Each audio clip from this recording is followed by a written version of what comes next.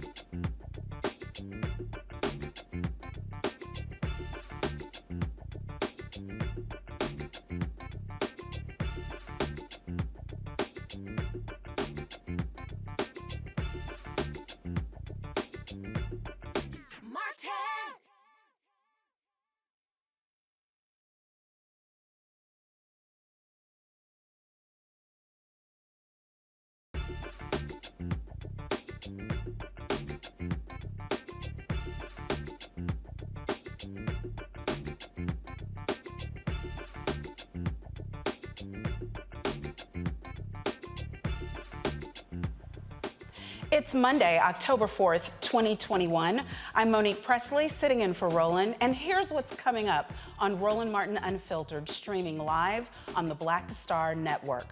President Joe Biden tells Republicans to get out of the way and stop blocking efforts to increase the government's borrowing authority. The United States Supreme Court is back to hearing cases in person. Find out what issues we all need to keep our eyes on. Congress can't figure out how to agree on police reform, but California is one of many states who just passed significant laws. California State Senator Stephen Bradford will be here to talk about the new laws. There's an initiative to identify hundreds of marchers from Bloody Sunday. One of the founders is here to tell you how you can help. Alabama will be using COVID relief funds to build more prisons. It's time to bring the funk on Roland Martin Unfiltered, streaming live on the Black Star Network. Let's go. He's got it. Whatever the biz, he's on it. Whatever it is, he's got the scoop, the fact, the find. And when it breaks, he's right on time and it's rolling. Best believe he's knowing. Putting it down from sports to news to politics. With entertainment just for kicks, he's rolling. It's on go, roll, y'all. It's Roland Martin, yeah. Rolling with Roland now. He's funk, he's fresh, he's real, the best, you know he's Roland Martin now.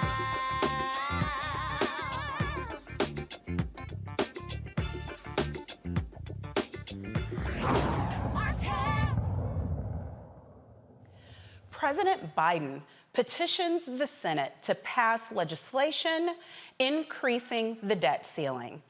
The bill, narrowly passed in the House, would help the American government pay its debts and ensure critical services continue. Republicans oppose the bill and want Democrats to come up with an independent solution to the problem. President Biden explains why this must be a bipartisan effort. So let me be really clear. This is really important to know. Raising the debt limit is about paying off our old debts. There's nothing to do with any new spending being considered. It has nothing to do with my plan for infrastructure or building back better. Zero. Both of which I might add are paid for. So if we're going to make good on what's already been approved by previous Congresses and previous presidents and parties, we have to pay for it. Social Security benefits, the American people are promised, salaries for servicemen and women, benefits for veterans. We're going to have to raise the debt limit if we're going to meet those obligations. And raising the debt limit is usually a bipartisan undertaking, and it should be. That's what is not happening today. The reason we have to raise the debt limit is in part because of the reckless tax and spending policies under the previous Trump administration. The president goes on to highlight the risks of not passing the bill, the risk that will put Americans in. In the days ahead, even before the default date, people may see the value of their retirement accounts shrink. They may see interest rates go up, which will ultimately raise their mortgage payments and car payments. And the American people, look, I just say it this way. As soon as this week, your savings and your pocketbook could be directly impacted by this Republican stunt.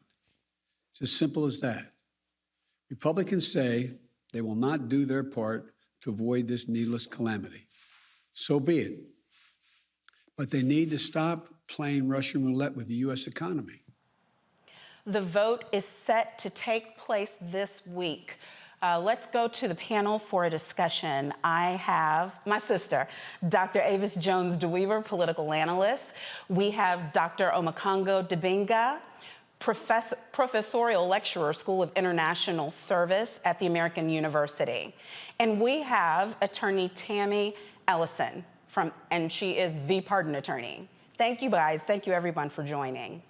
Thank you for having me. I want to go to Dr. Avis first. Dr. Avis, why can't we get our act together? I mean, does the president have to come out and threaten people in order for us to just do the bare minimum, which is to figure out how to pay the bills? It is so horrible and pitiful to see this happening, but it's not surprising. I mean, the problem is that we have a Republican. There's nothing in my ear. Oh, can you not hear me at all? Hold on a second. Let me take this off. That's the problem. Are you hearing me now? Is this any better? It might be me. It might not be y'all. Keep talking, Avis. Okay. I hear you. Okay, cool. So I was just going to say that the problem is the Republican Party. This is a party who spent like drunken sailors under the under the Donald Trump era, in which they had all of these tax cuts for their friends that were not paid for, which caused the deficit to skyrocket. And now that it's time for them to pay the bill for the tab that they ran up, they are running around and pointing the fingers at the Democrats, trying to confuse the public by making them believe that this whole debt ceiling necessity that we find ourselves at once again was caused by something that the Democrats did. It's a lie, it's diffusion, and it's just another way in which the Republican Party continues along the same vein that we've seen from them for years. For them, it's not about responsibility. For them, it's not about actually governing even. For them, it's all about politics and raw power, and their political calculation here is that they do not want to agree to anything. They want to make governing as difficult as humanly possible for the Democrats because they believe that use that as a political weapon in the midterm elections. They don't give a damn about the country. All they care about is getting back in and retaining power. Okay, so Tammy, assuming that everything that Dr. Avis says is true, which Dr. Avis always gets everything right, so we're going to take it all as true. What's the end game, though, for the GOP? Because they still end up looking like they can't pay their bills. They still end up looking like they are fighting at every turn. Are they counting on basically the fact that a good bulk of the country just believes that whatever they do is the right thing to do, even if it's not in their best interests? I think so, Monique, and Dr. Avis is absolutely correct. She has her facts on point, okay? I could see the checklist almost, I could visualize it. But Monique, I think the GOP, they're counting on Democrats to do what Democrats always do. Democrats don't do nothing when we have an opportunity to do something and speak up. This requires bipartisan solutions. Raising the debt ceiling, yes, that is going to be something that is probably the GOP's fault. But let's not get it twisted. This problem existed during a Democratic presidency and when Democrats had power both in the House and in the Senate. You know, what, speaking of, that you're saying existed when there was a Democrat in office, which problem? The debt of this country that continues to rise has always existed. And I believe bipartisan solutions are what is going to be required in order to resolve this issue once and for all. For Republicans to blame Democrats and for Democrats to blame Republicans, that does not resolve the issue. It creates problems for all Americans. And at some point, we need leaders in office that are not too scared to speak up. We need Democrats that are going to pull these games that the Republicans are pulling. The Democrats are not coming together and sticking together and huddling up to come up with these solutions to the problem the same way that Republicans, they're not too scared to get what they want at the end game. We've seen that with the former President Trump.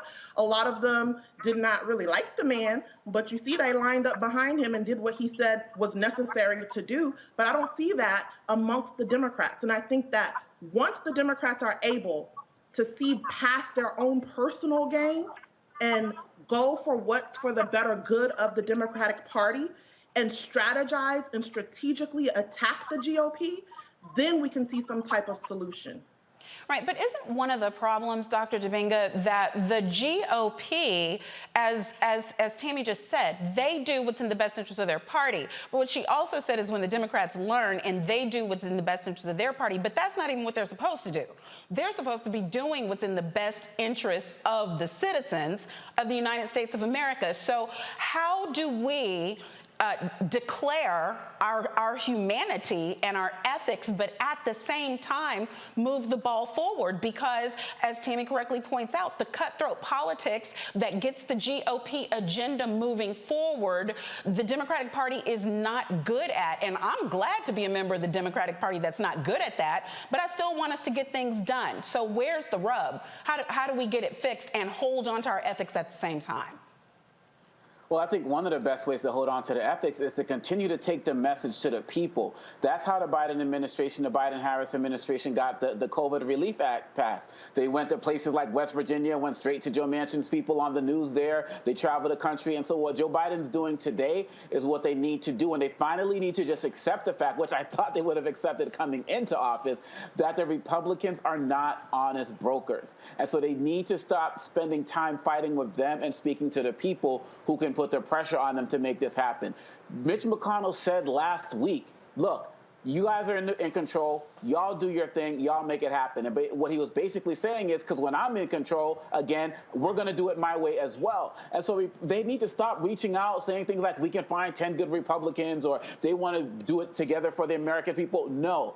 I know it's a slim majority, but the energy and the effort needs to be put on solely working with the Democrats and taking the message to the people so that they can also put pressure on the Republicans and the like. Because whether we're talking police reform and everything else, the Republicans are not honest brokers, and they are expert in running out the clock until midterm elections come. They've done this historically, and we need to move on without them. Well, the last word with you, Dr. Avis. I mean, where do we go from here? Because nobody who is in the House or the Senate seems to be able to put together two cogent ideas at the same time. I hear you. You know, I have to agree with what was just stated. The issue is a messaging problem that the Democrats continue to have. I swear they have horrible messaging, you know, just period. And they continue in that same vein with this.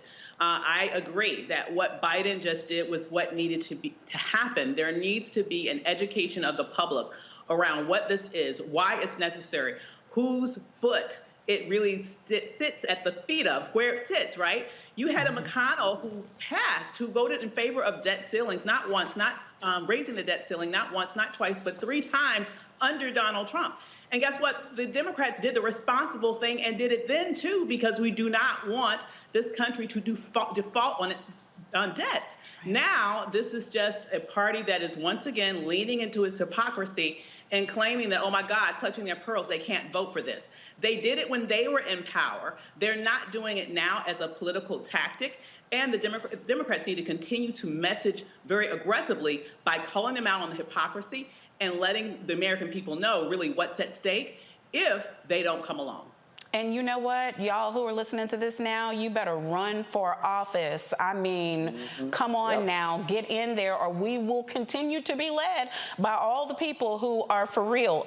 It seems like they sat in the last row of class for every single class, and that is who will be governing us until we run ourselves. In other news, today, the Supreme Court resumed hearing cases in person for the first time in over a year.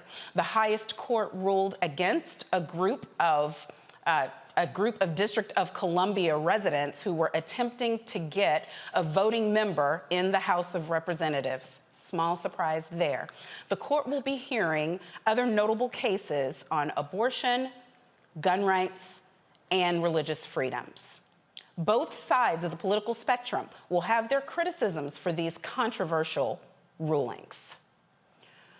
So guys, you can now go back in the Supreme Court, wear your mask, double up on your masks when you go in there, because some of the people who are even sitting on the Supreme Court, I don't even know.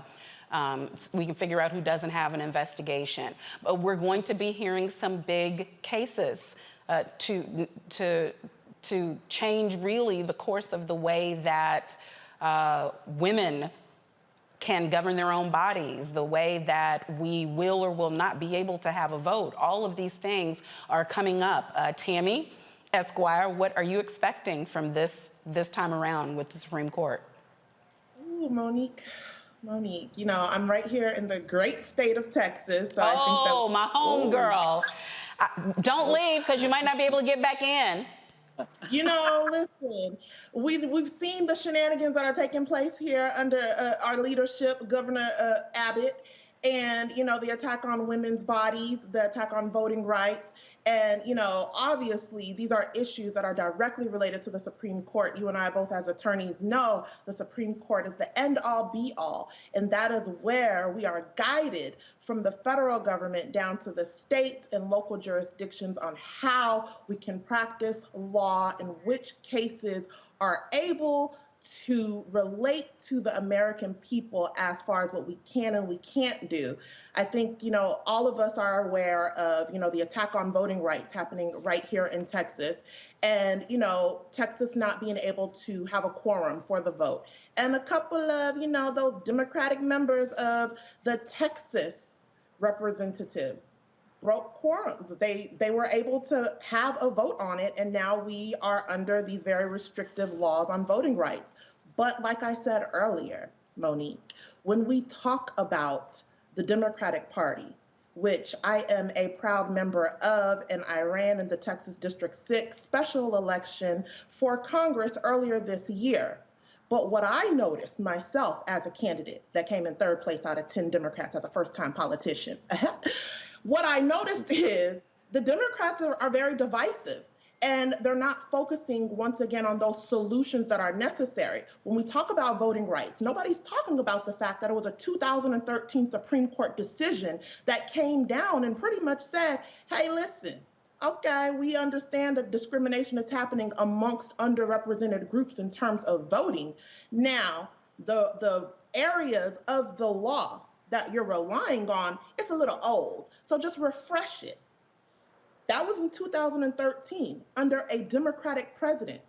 Not until recently are the Democrats scurrying around and bringing that up and being upset because Republicans found that loophole because, once again, they huddled up together and figured out what they can do to oppress the vote of underrepresented groups. But be very clear, that was a 2013 Supreme Court decision from a state that sued the Department of Justice under a Democratic Attorney General when I happened to be working at the U.S. Department of Justice with that over a decade of experience. So we cannot ignore where this is stemming from and just focus on, oh my gosh, the Republicans are attacking our rights. Yes, they are.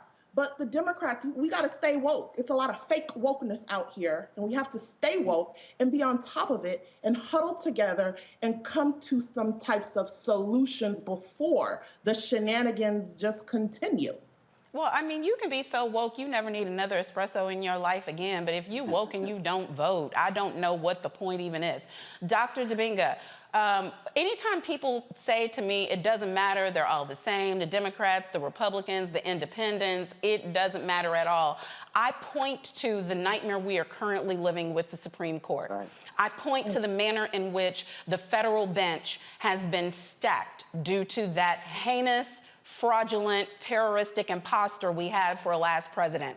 I point to the fact that it's going to take my lifetime and another lifetime and maybe one after it before we will actually get true balance in the courts again if they don't change the entire structure of appointments for the Supreme Court and for the federal bench. So for people who are saying it doesn't matter, come on, y'all. Yes, find some of that wokeness Attorney Tammy was just talking to us about. But Dr. Dibinga, what do you expect from this Supreme Court? What's going to be important? And God forbid, if the worst happens, what are we going to do about it? Well, I expect the Supreme Court to fundamentally change the nature of how pretty much everything has been functioning in this country, whether we're talking about the gun rights, whether we're talking about the case with the religious exemptions in the schools, and of course, whether we're talking about a woman's right to choose. And they're basically following Texas's lead. We see in Texas right now, you can walk around without a gun permit and have a gun. It's easier to get a gun than it is to get an abortion, right? And so I expect that to happen. What we need to do is there are several things we need to do. We need to understand, as you were saying, that these elections have consequences. We gave Donald Trump 3 judges on the Supreme Court who have made comments in recent days about, oh, people shouldn't talk about us being political, but at the same time, the last 3 justices that were appointed all show up at Mitch McConnell's events to kiss the ring, and then they want to talk about we're not political. So we need to understand that we need to get out there and vote. We need to put pressure on the Biden administration to get these voting rights laws passed, because we can do all of the voting in the world, but if they have their electors who are there who can overturn the election because we don't have the federal laws there to protect it, then it's going to be for naught. But another thing we need to do that has gotten a little lost in the mix is that we need to keep putting pressure on the businesses that sponsor these Republicans who are out there doing this work. And we do it a little bit here and there. We may call out a company online, but the companies know that we're going to eventually forget. And these politicians out there who are supporting the insurrection, who are supporting election denial and all of these other types of things, we need to keep targeting the businesses that support them, similar to what we did in Georgia, getting that baseball game moved, and keep that pressure there as well. So those are three real areas that we need to focus on that can help to kind of counterbalance some of the shenanigans of the Supreme Court. Dr. Avis, it sounded like Dr. Dibinga just said we're sunk. I mean, I know he didn't want to say it kind of like that, but he sounded like he was just saying this Supreme Court term is a wrap. People get back to the drawing board and figure something else out. He says one thing, though, that I know from Black Women's Roundtable perspective and all the work that you do, you can understand. Sure, we need to be getting to these corporations. Sure, we need to be in the streets marching. Sure, we need to be. But there really is only so much of a who's gonna get these things done. And it doesn't seem like there's any central structure with a cohesive plan for the attack that's necessary to bring our rights back. Can you talk to me just about all of the different Black folks organizations that have so much to do and maybe a way that we can be smarter about doing it? Great question. You know, to me, there are a lot of organizations out there, as you mentioned, like the Black Women's Roundtable, that are organizing, that are in the streets, that are trying to make sure that people are aware of what they need to do to be able to vote in the next election, because we know about how our voting rights have been under attack all across the country. So they're doing all of those things. The challenge is that we are facing an assault on all sides. And it really is difficult to do all the things. You literally need to check all the boxes that you just mentioned and more to be able to combat this full frontal assault that we are facing. I just want to just say once again how we were right? We've been talking on this show for years about how there's a demographic shift that's afoot in this country that is leading to a majority people of color nation. And I fully believe that what we are seeing all across this nation, all of the urgency to get to pack the courts when Trump was in office, including pushing through the last appointee literally days before an election that he lost. Let's not forget that. In addition to that, we look at what's happened in like 48 states across this nation where laws have been introduced and many have passed to make it more difficult for us to vote. What's going on here is a concerted effort from every turn to have minority rule in America, to have, in essence, an American apartheid system where you will have white minority power for generations to come. And so really, to me, in terms of what we need to do to combat that, before it is too late. I mean, we're almost there, but I don't think we're too late. I'm not that fatalistic. Because whatever the Supreme Court does, for example, you could have new laws passed through Congress. Yeah, you would have more court battles, but this is something that can be done in order to sort of fight back against what happens in a court system. We do know that when judges are appointed, those are non-elected, those are lifetime appointments. And so right now that we are at such a disadvantage in the Supreme Court, we need to double down on voting in order to make sure that we have an overwhelming majority in Congress to be able to fight back against the rights that I know this particular Supreme Court is itching to take away from us. Yeah, that's absolutely right. And the one thing I want to point out, even when you're talking about federal appointments, many times the judges that end up in those spots ran and won in conservative states for prior lower positions or judgeships on the local and state level. So it's important that we run and show up and vote in all of those positions because, listen, those mamas and daddies, they track their babies from preschool. They see them on the Supreme Court from the first time that they not even walking when they supposed to. They're fixing it from the very beginning. But moving on to fixing it from the very beginning, Clarence Thomas, the justice, is gonna have a statue apparently, y'all. Georgia Democrats say that they would rather Keep up the Confederate statues before they consider building a statue for United States Justice Clarence Thomas. Now, I'm gonna go to the panel for just whoever wants to say something about this, but what I have to say about it is, why can't they just move the statue of him that shows up for every term and sits right there in the Supreme Court? I mean, there's no proof of life. I think maybe they caught him snoring. Can't they just use that? Who wants to talk? Attorney Allison, thoughts? Since I'm the attorney on the panel, let's talk about Clarence Thomas. Bless his heart and his Caucasian wife's heart too. And shout out to Anita Hill. But listen. If they want to give the man a statue, let him have his statue, okay? His statue is there for us all to remember that a black man sat on the highest court of the land and refused to speak. He refused to use his voice. And he's quoted somewhere in saying that he didn't want to use his voice because he's embarrassed of the accent in which he has, which is rooted in his southern roots of the Gullah Gullah Island. I don't know. I think that's what it was. Either way, let him have the statue so we can remember. Remember who sat on that bench with all that melanin and the type 4C hair and refused to speak for all of these years. I think that statute is necessary. Now, as far as saying that they'd rather have a Confederate flag, they're taking a little too far, going a little too far. That's all I got to say on that. Right, flags down, but I don't want to remember. I want to forget. I want to forget. Like if he wouldn't snore here and there, I would have forgotten about him already. Avis? Well, I am so happy now to be a Maryland resident, right down the street from Thurgood International Airport, by the way. And it is really to me, honestly, disgusting that he is sitting in the seat that Thurgood Marshall made possible for him. And he takes every opportunity that he can to undermine the advancement of Black people. It is just absolutely disgusting to me.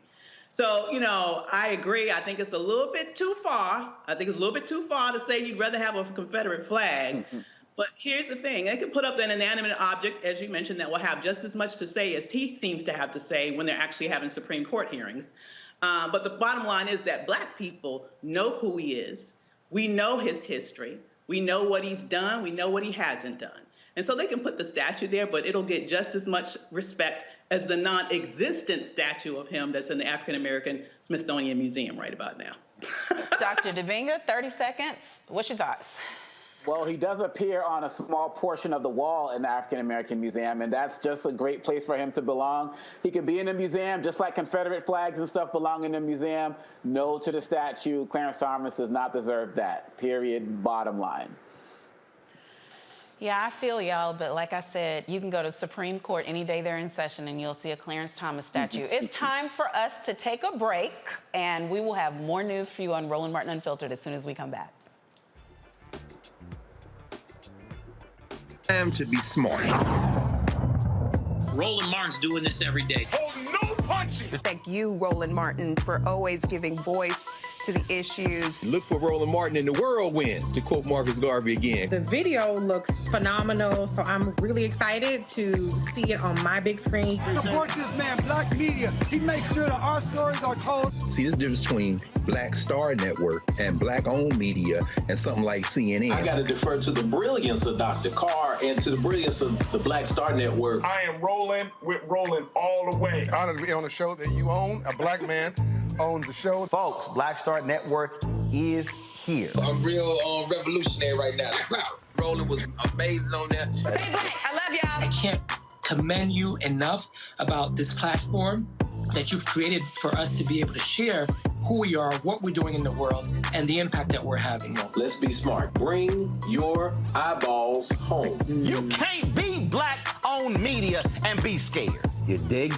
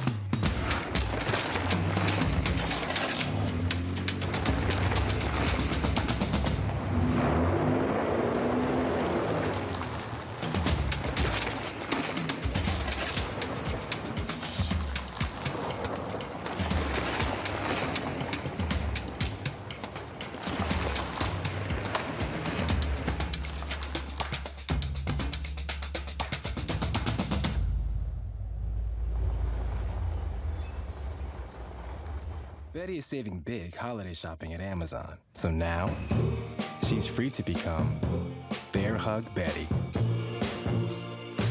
Settle in, kids. You'll be there a while. Ooh, where you going? Hello, everyone. It's Kiara Sheard. Hey, I'm Taj. I'm Coco. And I'm Lily. And we're SWV. What's up, y'all? It's Ryan Destiny, and you're watching Roland Martin Unfiltered.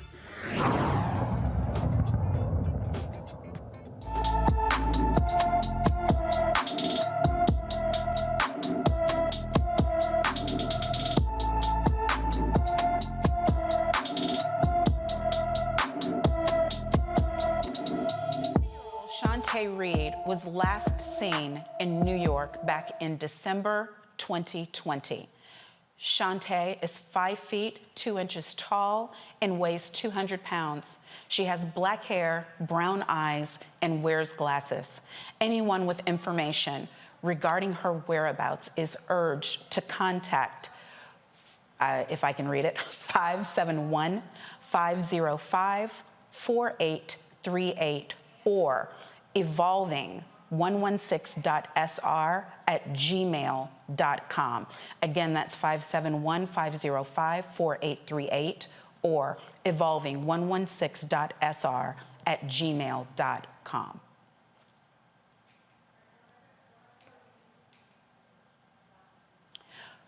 While this nation continues to wait for national police reforms, some states do what they can to hold law enforcement accountable. California is joining the vast majority of states in setting up a way to strip the badges of police officers who act criminally or with bias. Last week, Governor Gavin Newsom signed the law as one of 8 police reform efforts. Joining me now is State Senator Stephen Bradford. Senator Bradford? Thank you for joining us. Thank you for having me. Thank you for having me. Appreciate it. So, Senator, first, I want to commend you for the work that you do. It certainly is needed, especially in times like these. But first, let's deal with the obvious. It's a shame, isn't it, that states have to, one by one and in varying fashion, step up and do what really should be getting done on a national level. Without a doubt. I mean, look at the challenges that Congress has just had with the George Floyd initiative. It's a clear example of how it's a isolated approach to police reform when, as you stated, it should be a national approach of having a unified process of getting rid of bad officers that we all know exist. And by doing so, we'll put up a process that protects the majority of those officers, those men and women who do their job in a responsible, caring way on a daily basis. But it's the bad apples that taint the whole barrel, so to speak. Well, absolutely. And the taint of one is the loss of life of one of us. So can you explain, please, for our audience, what are the measures that you all have passed and why you think they're going to be helpful?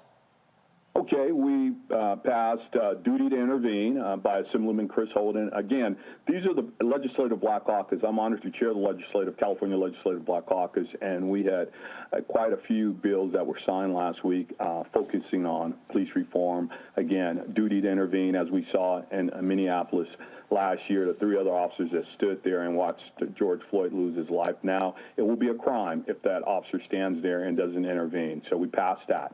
Also, asphyxiation, the chokehold, that was authored by Assemblyman Mike Gibson, again, a member of the Legislative Black Caucus, that requires, bans, I should say, using any form of the chokehold or the knee on the neck, anything that causes asphyxiation, that is now outlawed in California.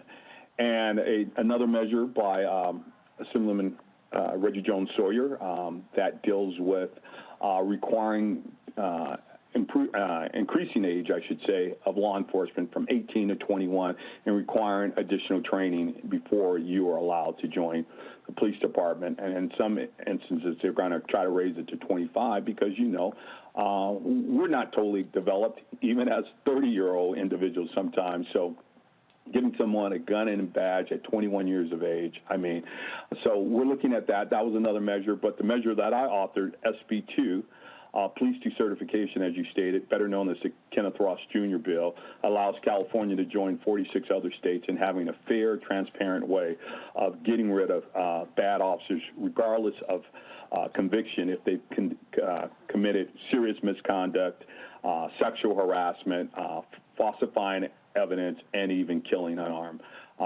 citizens. So we're happy to, like I say, join the 46 other states who've already seen fit to pass this law. Now, where duty to intervene is concerned, is that through the lens of the officer at the time? Because obviously there are situations where officers are themselves in danger. They believe that there may be a weapon. But what has happened now is that they claim that they think there's a weapon, and they use that as an excuse to just watch people like Joshua Feast and Lamarck, Texas, just bleed out, and they do nothing. They kick them in the leg, say, hey, buddy, hold on. But how through this law are we figuring out the difference between the two, like where it is actually safe for an officer to intervene on behalf of someone who is still a suspect?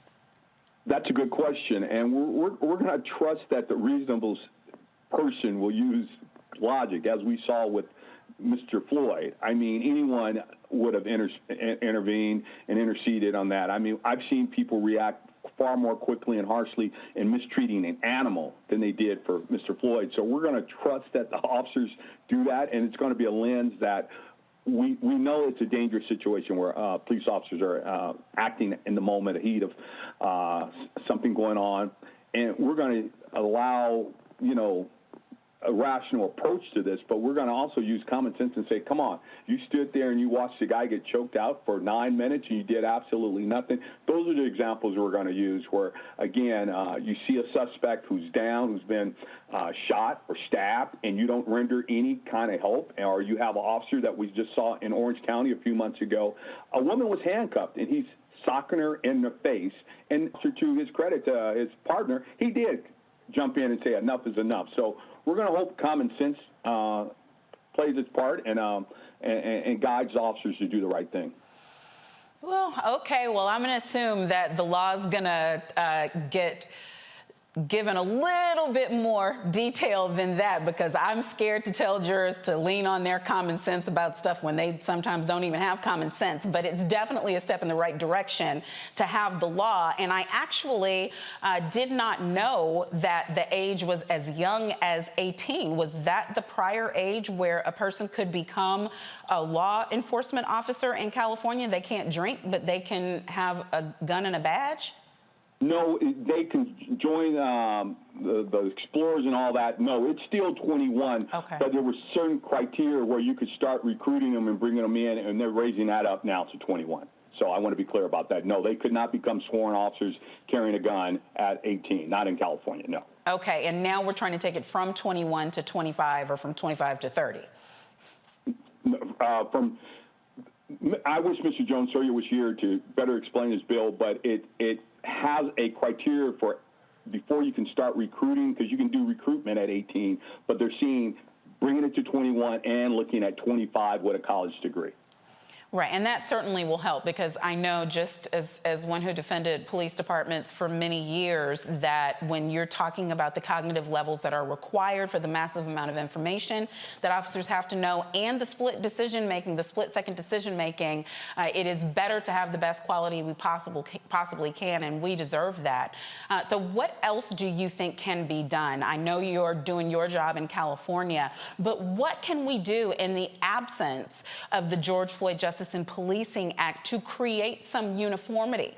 Because we don't want the case that our sons and daughters are safe in California, but they can't cross over to Nevada. Well, I think SB 2, like I say, the Kenneth Ross Jr. Police Decertification Act is leaning toward that uniformity. We'll now have 47 states, and there'll only be 3 that are outliers. So, again, we can end that rinse, wash, and repeat that we've seen in California. You see across the country where an officer can resign before being fired or being charged for a crime, only to be hired by a smaller department and continue those criminal acts. As I was taught by my parents, a leopard can't change their spots. So just because an officer quits one department, he or she is not going to change their behavior. Just in my district, last year, 2 officers in the city of Torrance were fired for racist and abusive activity, only to be hired earlier this year by another department. So I think, again, decertification is leaning toward what you're asking of how we can have some uniformity across the country where we share that data so you can't go from California to Nevada and be hired. We'll have a database that at least provides some kind of information on who these bad and rogue officers are. Well, Senator Bradford, I know you have so much to be doing with your time, and you took the time to come and share this information, this vital information with us. I thank you for joining us and wish you well in all your endeavors on our behalf. Thank you for your interest in this issue. Appreciate it. In South Bend, Indiana, a federal judge dismisses a wrongful death lawsuit filed by the family of a black man who a white police officer killed. The federal judge ruled Sergeant Ryan O'Neill acted reasonably when Eric Logan moved toward him with a knife rushed over his head. The former officer said Logan refused to drop a knife while investigating a report of a person breaking into cars. O'Neill had a body cam at the time, but it had not been turned on. Oh my God, if Roland was here for this right here tonight, because the no body cam on, immediate firing is what would be coming out of his mouth right now. One of y'all go ahead and say it for him. Who wants to tackle it first? Tammy, talk to me.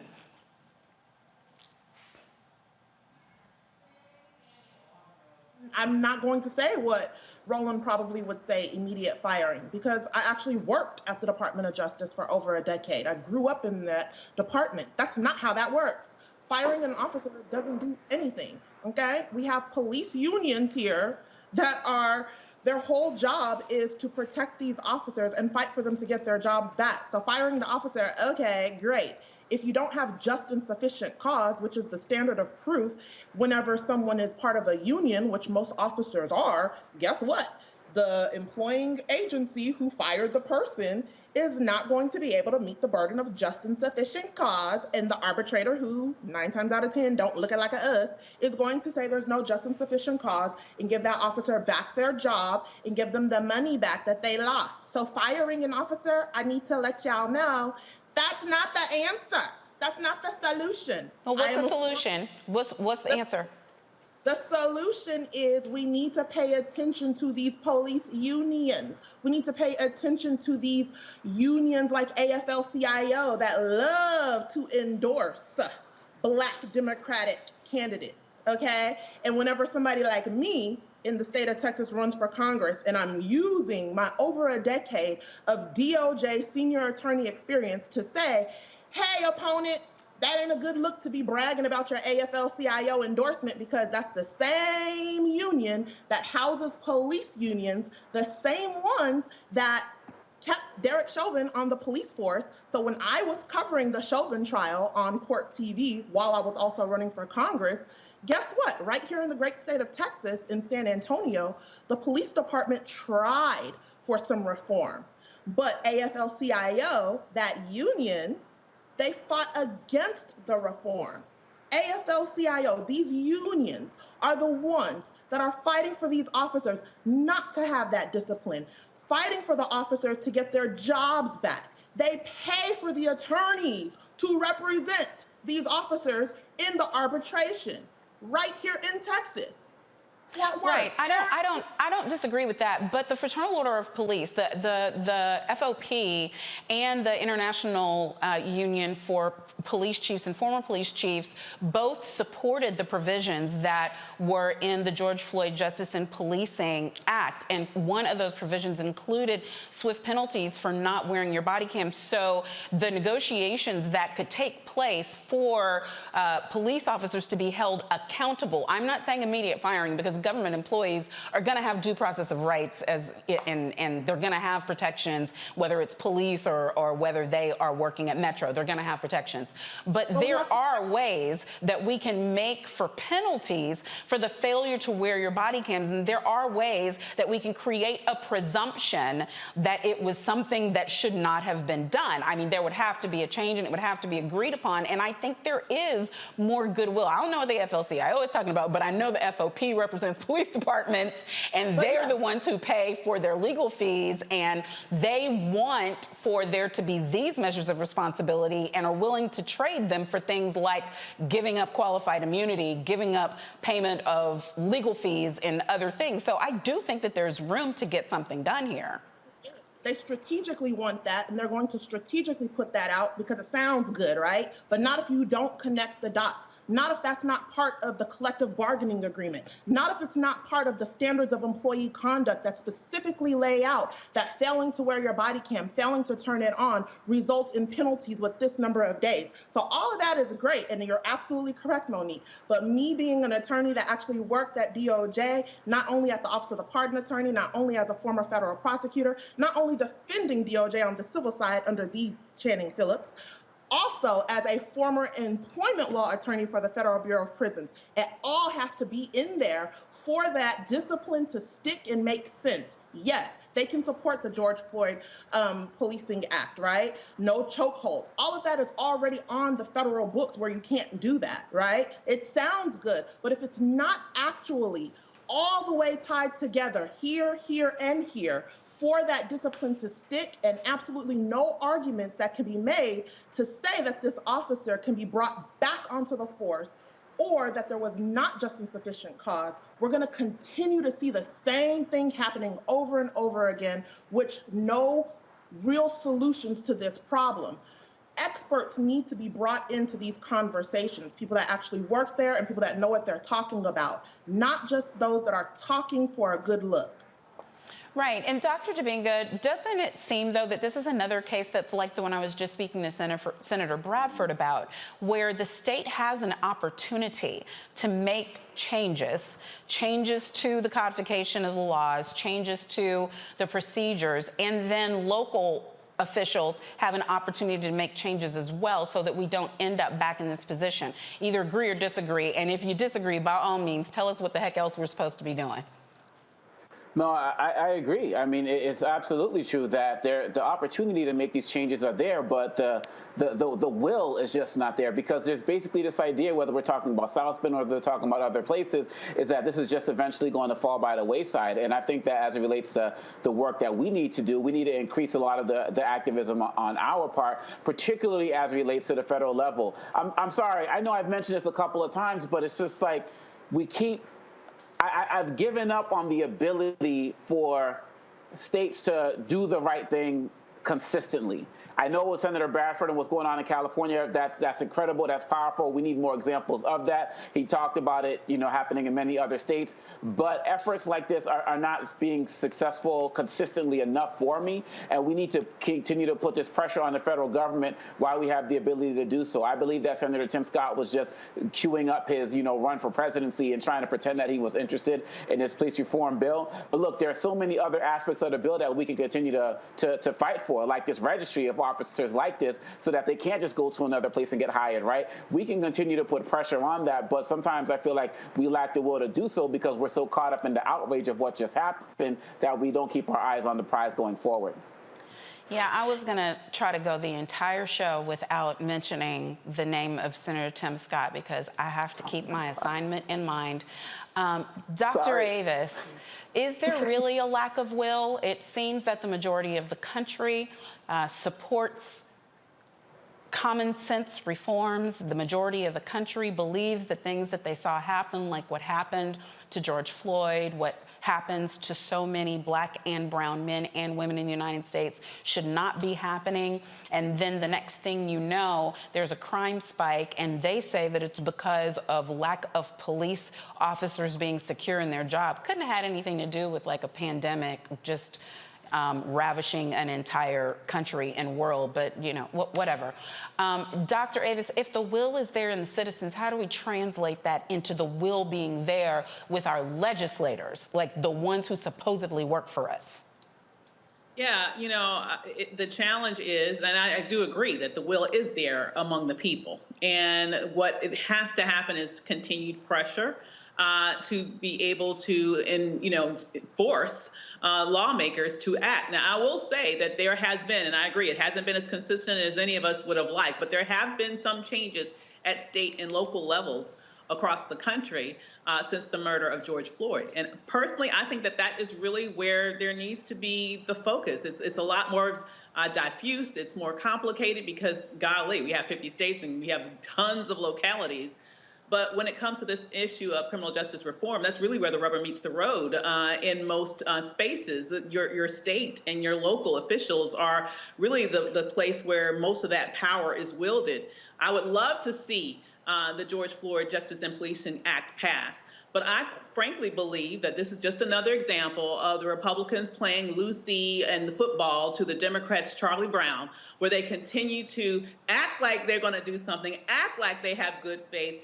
The Democrats believe it for some reason, and then at the last minute they pull the football away and the Democrats are looking ridiculous. I don't believe there was ever any genuine effort by the Republican Party to ever really do something significant with this Justice and Policing Act. I believe that from the very beginning, the plan was to just delay, and then ultimately, when the public pressure was not as huge, they could just kind of let it fizzle out, and that's exactly what happened. But see, even if all of that was true, Avis, and I don't necessarily disagree.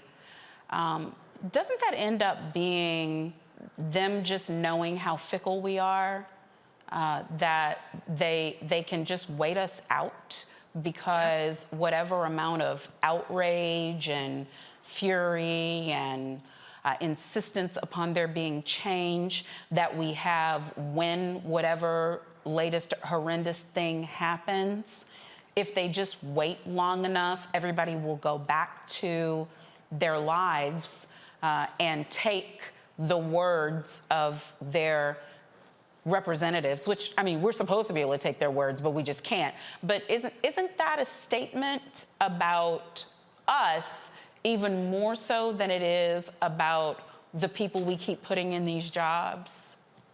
I agree with you. It is a reflection of a strategy of understanding that a heightened sense of political pressure by the public is not something that will last forever.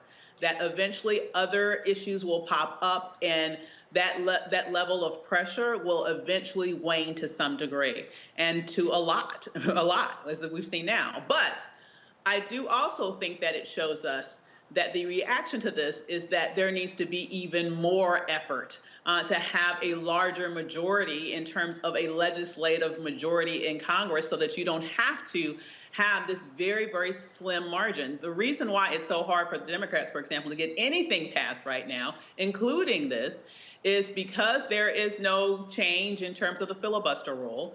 The 50-50, tie is not enough to get things over the finish line. You actually will need 60 votes for anything to pass. And, we've already seen through their actions that the Republicans aren't willing to vote for anything. So to me, the only way that I see us being able to make a significant push in terms of key issues that we know are absolutely critically important to us is not to be so disheartened by this delay and this defeat or this deflation of, this law that actually never really came to pass here. Instead of letting that make us even less likely to vote because we're thinking, oh my God, my vote doesn't matter, the exact opposite reaction needs to happen. The exact opposite reaction needs to be, I'm pissed that they did this again, and what we need to do is come back even stronger next time so that it's not even this close. Because if we had an overwhelming majority in the Senate, for example, if we had 60 votes, this wouldn't even be a question, it would be law already. Absolutely. I thank you for bringing that up, because people become disenfranchised and just become completely fed up with the system when things like this happen. The bill doesn't even have to be dead, actually.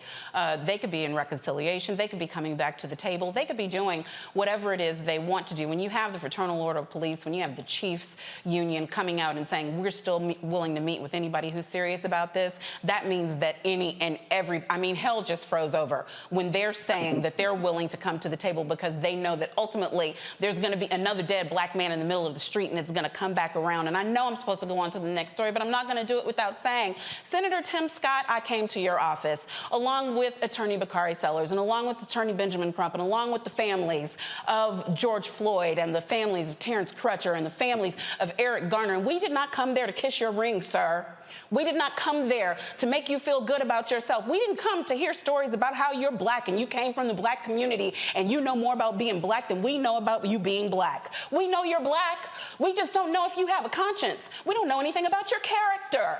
So the next time I have an opportunity to say anything about you, it's gonna be to make sure that you lose your job, sir, because you have shown that you do not mean good for the people you claim to serve.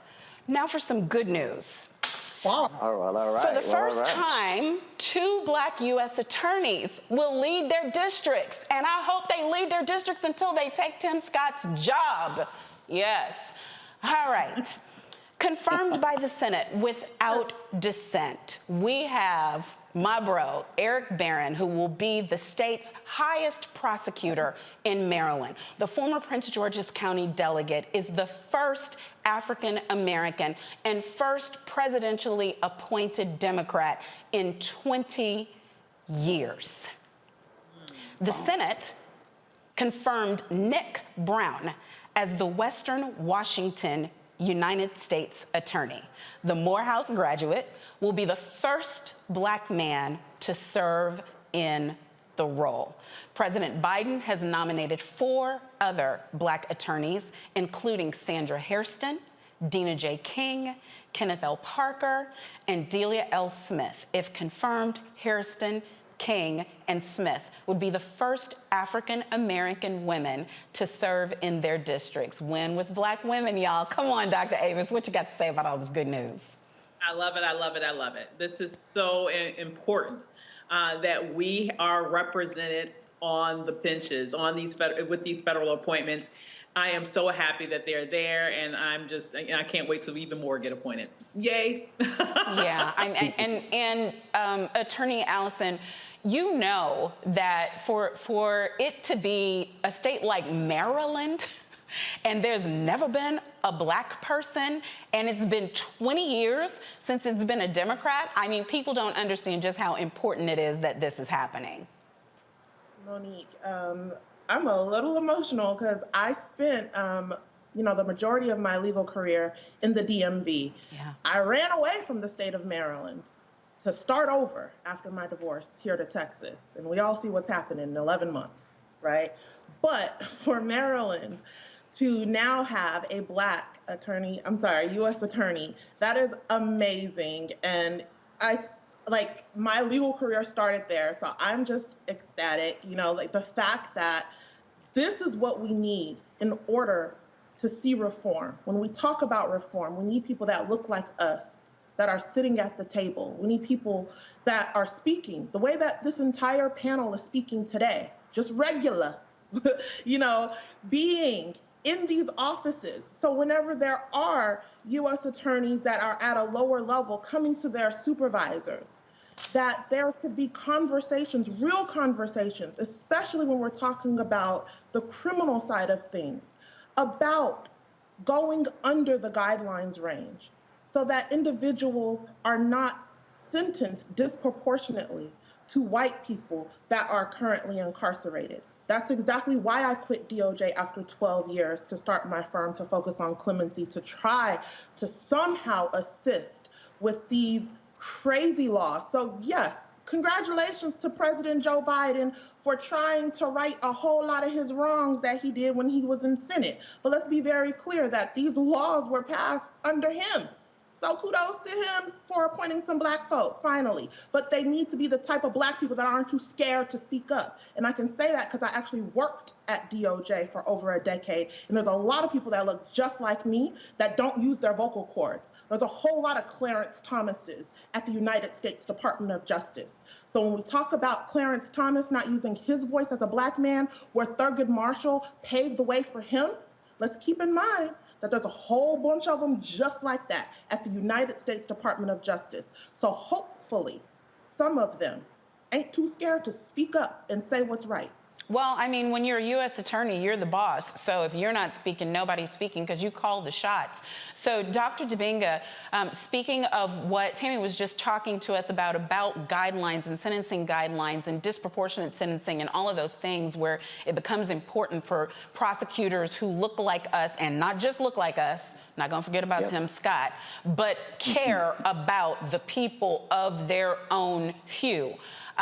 When you see something like this, where a U.S. attorney is in one of these important positions, what is it that you think, and if you know anything specifically about Maryland, I'm especially interested in the way you think this U.S. attorney is going to be able to weigh in matters in Baltimore, in current investigations, perhaps against some state attorneys general and things like that are happening. And I'll let other panelists who may know more about it weigh in, but what are your thoughts?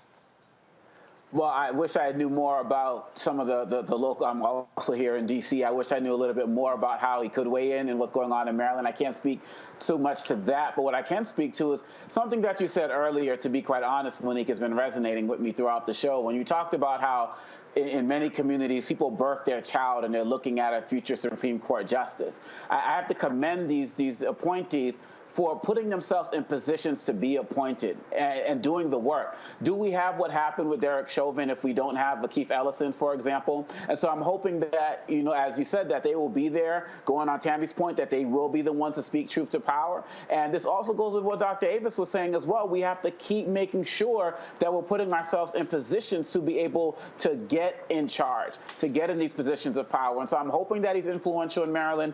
And quite honestly, I also got to commend you and the Roland Martin show, because we weren't going to see this story on any other network as well. And these are also stories that need to be told.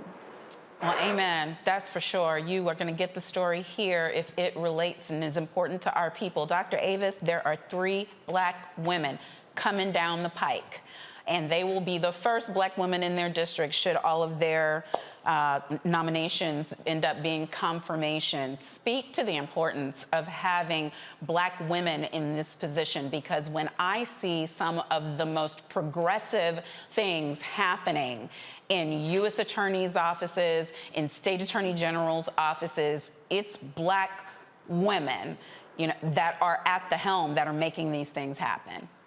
Absolutely. When you look at the class of progressive prosecutors across the nation now, who are really looking at this issue of criminal justice with a focus on the word justice, it is primarily black women that are leading that charge. And so I am so proud of these latest additions to that role, because it makes me believe that we're going to see even more momentum in that area. And that's exactly what we need in order to look out for our rights as the criminal justice system continues to move along, oftentimes without our say.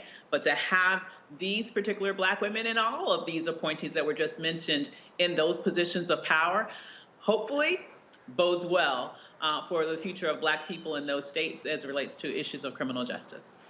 Well, that's good. That was like a fresh rain shower after that prior unpleasant topic. We're going to go to a break now, and when we come back, we'll have more news you need to know on Roland Martin Unfiltered on Black Star Network. People our age have lost the ability to focus the discipline on the art of organizing. The challenges, there's so many of them and they're complex, and we need to be moving to address them. But I'm able to say, watch out, Tiffany. I know this road. That is so freaking dope.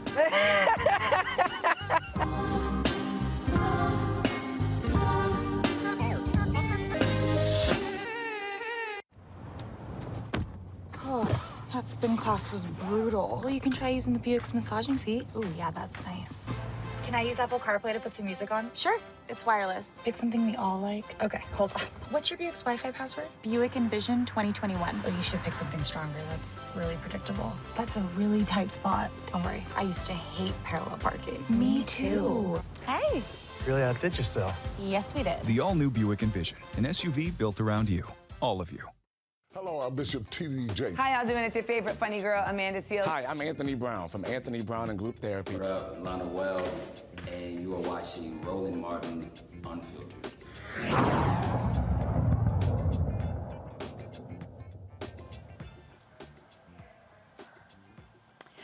A new project aims to identify hundreds of people involved in the 1965 Bloody Sunday protest.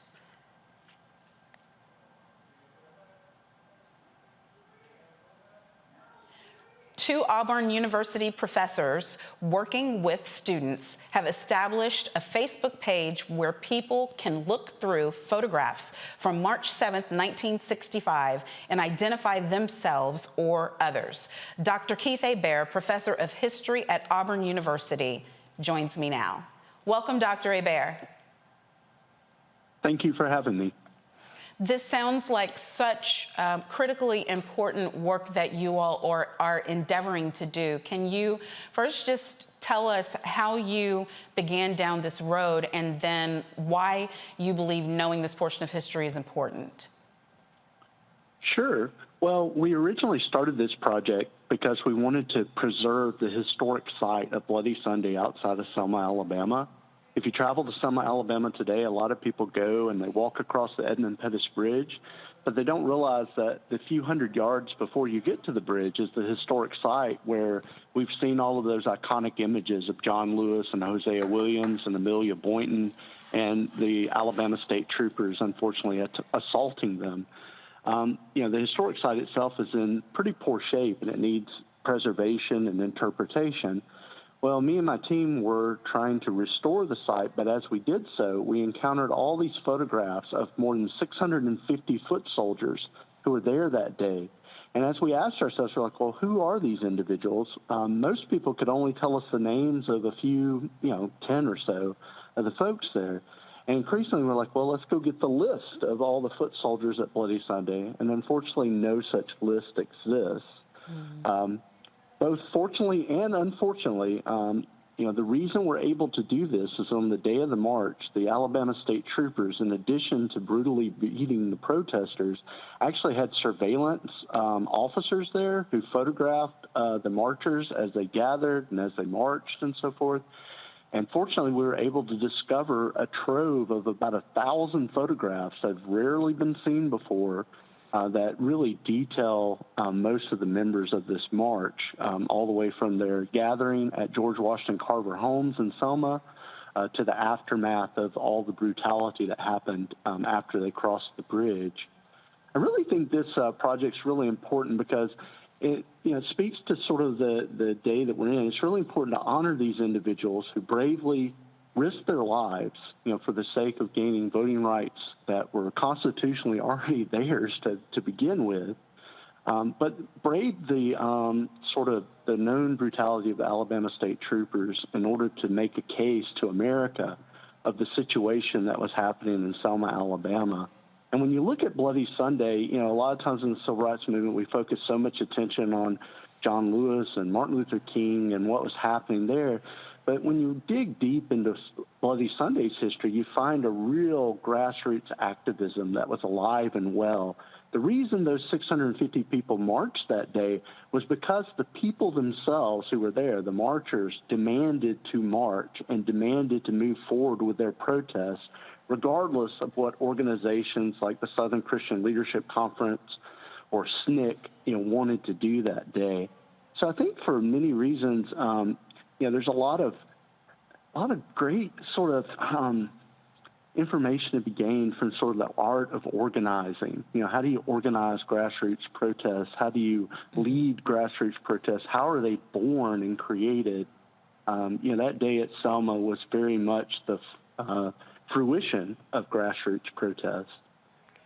And how is it that people with information can weigh in and provide that information to assist you all in your investigation and in your study? Yes, that's great. We have created a Facebook page.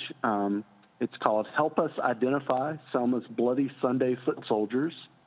And if you go onto that page, what you'll discover is we've taken a lot of those surveillance images that were taken by the Alabama State Troopers, as well as very famous photographs taken by journalists that day as well. And we've been able to identify individuals in there and take sort of headshots of people and organize them in a way that people can flash through there. And honestly, people are able to just interact on that site with us. And they can also contact me at any time through Auburn University. The Facebook page actually has my phone number and everything as well. And in fact, we only launched the Facebook page about 2 months ago, and we've already identified close to 70 marchers who previously, we didn't know the identities of. And we probably have another 50 or 60 people who have contacted us who are now in the process of helping identify individual foot soldiers. Well, that's amazing to have 70 in just such a short period of time. I want to go to my panel and see if they have any questions for you. Dr. Dibinga, any questions? Well, first of all, I really think that this project is amazing, and I really commend you for undertaking it. I wonder, when you think about these debates going on with critical race theory and this important story, do you feel like the work that you're doing is something that people will try to shut down in our schools today? Because it's such a pivotal and important aspect of history. But I can look at these people who are quote unquote anti-critical race theory saying that these are the types of things that wouldn't need to be studied. So how have you looked at it as it relates to that current debate? Yeah, sure. I do. Honestly, just the other day, the Associated Press picked up our story. That's probably how, we were invited to the show. And almost immediately, the kind of people come out of the closet a bit who are like, this is an example of critical race theory. You shouldn't be doing this. And, my email and Facebook page, swelled a little bit as the word gets out beyond just the community in Selma and the community of marchers we've been engaged with. And I find that very sad. I find that, I think the whole critical race theory debate has been nothing but distraction and pretty ridiculous in terms of, sort of banning it from schools and things like that. In Alabama, where I teach at Auburn University, I teach the history of Alabama. Even in those classrooms, you get a lot of pushback from students when you're talking about the history of slavery, the history of segregation, the history of lynching, the history of what it was to be black in Alabama from, the history there. So I do take this very seriously. On the flip side of that, going into these communities like Selma and Marion, Alabama, and really working with the people in those communities to help identify these individuals has really rekindled a great deal of sort of like a generational connection in those communities where you have, sometimes marchers who are, now in their 80s in some cases, interacting a lot with their grandchildren, great-grandchildren, interacting with their city leaders in a new way, all sort of in lockstep to better preserve this story and find better ways to tell the story. And that certainly warms my heart. But yeah, unfortunately, but I will say, while, there are those who will push back, I will say, Auburn University has been very supportive of the project and has provided us a lot of financial support and has certainly helped us better engage the communities that we're working with. Dr. Avis? Thank you. I just want to say, I so love this project. I really appreciate a point that you made in which, we definitely appreciate and definitely revere the leaders of the movement, but oftentimes we forget about everyday individuals who put their lives on the line to create the change that we all benefit from today. And so I'm loving that you are focused on those everyday people that for so many years were in many ways invisible to the rest of us. My question to you is, what is the outcome? What do you see as the end game in terms of identifying these individuals? Are they going to get any sort of awards, and what sort of recognition? I'm just wondering, what is the end game for all of those who we now know the names that go with the faces?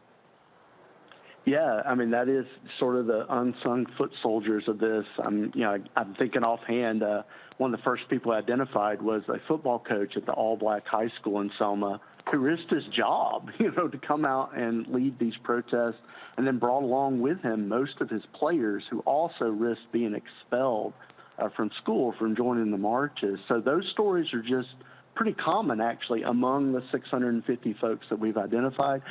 So this process is going to take a couple of steps. The first step is identifying folks, and then what we really want to know is how did they get to that day, their experiences that day, and then we really want to understand more about their life after that day as well, really kind of create a whole picture of the individual here. We're creating a database that'll have archival photographs, newspaper stories. Sometimes these folks appear in news stories all over, as well as interviews for them. And that's our first step, is just creating a really good documentary sort of history of those events.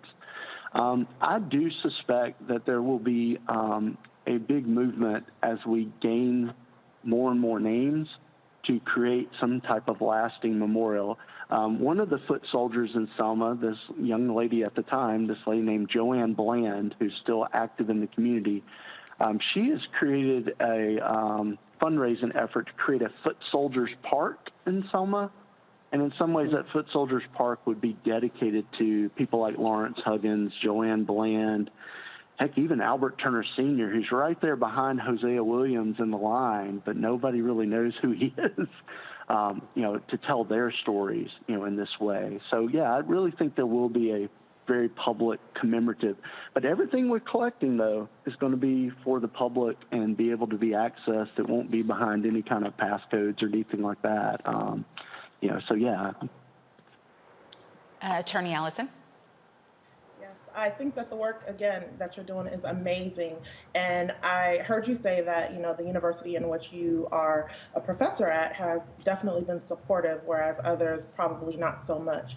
And the university has, provided funding in order for you to do this work that's going to take a lot of time to identify these individuals that were a part of Bloody Sunday.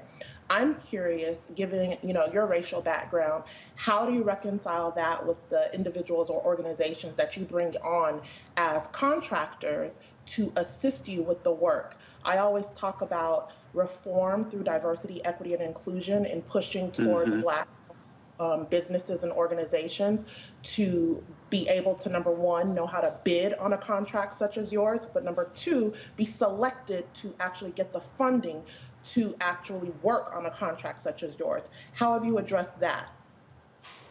Yeah, that's an excellent question. I mean, the first step of that is, I be frankly honest, Auburn University is not the most racially diverse university. And so as we've created this project, I've particularly done a sort of concerted effort to recruit students to our graduate program who can participate in a paid manner, to be part of this project and receive their master's degree or their doctoral degree in history. And those efforts have done quite well. We've actually been able to present a quite diversified group that goes out into the communities. But more importantly, though, in working with Selma and Marion, Alabama in particular, part of my main job is to help the city council there, the local leaders, the foot soldiers themselves, many of whom have tried to preserve this story for years and years and years, but help them help them identify and help them learn how to apply for certain grants that are available and think outside the box about the types of grant opportunities that are available to tell these stories. Sometimes people who are interested in history kind of go to the same well over and over and over looking for funding, when in reality there's just a really broad base of opportunities out there. And so, some of the things we've been doing is, working with, like I said, elected officials like city council members or church organizations in the community, but also private property owners to help them, secure this type of grant funding and manage it not through us, but through their own sort of institutions and their own sort of communities. Ultimately, we're hoping to help churches and local governments in predominantly black cities, right? Selma and Marion, better access the tools and funding needed to preserve this really critical and important story. Well, thank you so much, Dr. Hebert, for sharing this information with us. I wish you the absolute best of success in the project, and I hope that you will come back and keep us posted on how it's going, because we certainly want to know and to be able to honor every single name for every single person in their families who was there that day. Thank you for having me. I hope y'all have a wonderful evening. Same to you. We will be going on break, and when we come back, we've got lots more on Roland Martin Unfiltered on Black Star Network.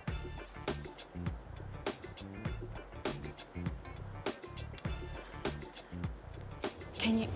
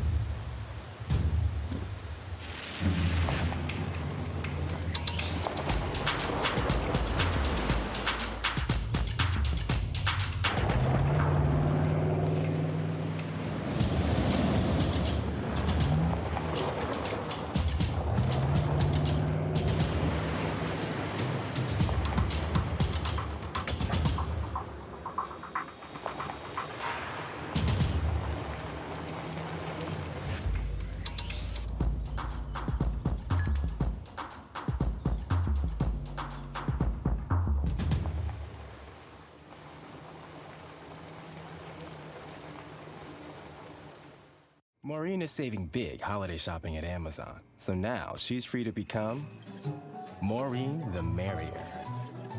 Food is her love language, and she really loves her grandson. Like, really loves. Hi, I'm LD Barge. Hey, yo, Peace World, what's going on? It's the Love King of R&B, Raheem Devon, and you're watching Roland Martin Unfiltered.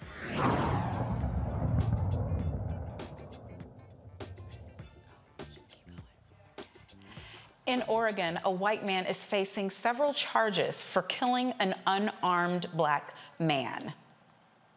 Ian Mackenzie Cranston has been indicted for second-degree murder, first-degree murder manslaughter, second-degree manslaughter, first-degree assault, and 2 counts of unlawful use of a deadly weapon.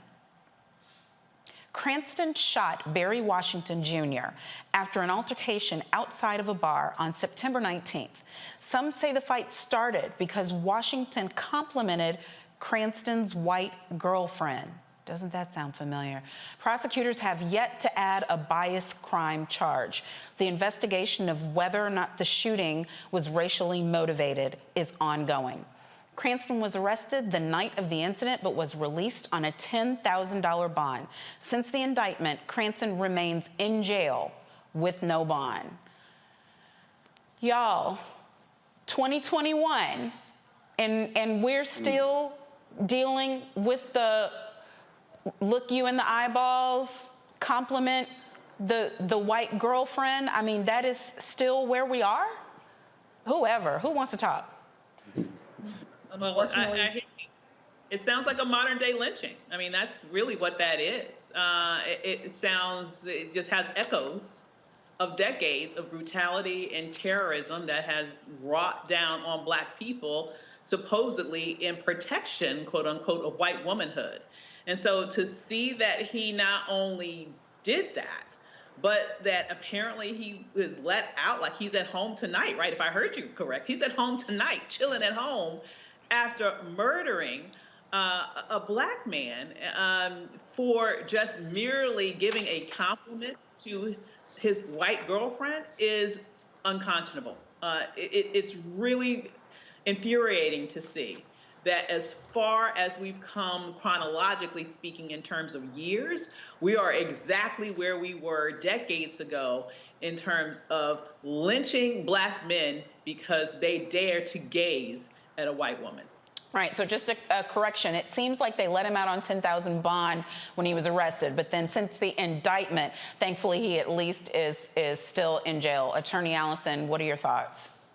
First and foremost, my condolences to the friends and the family of Mr. Washington and to all of us that are tired of hearing these stories and all of the trauma that we're experiencing from seeing our brothers and sisters being murdered ruthlessly at the hands of police, at the hands of white people, and people just not caring.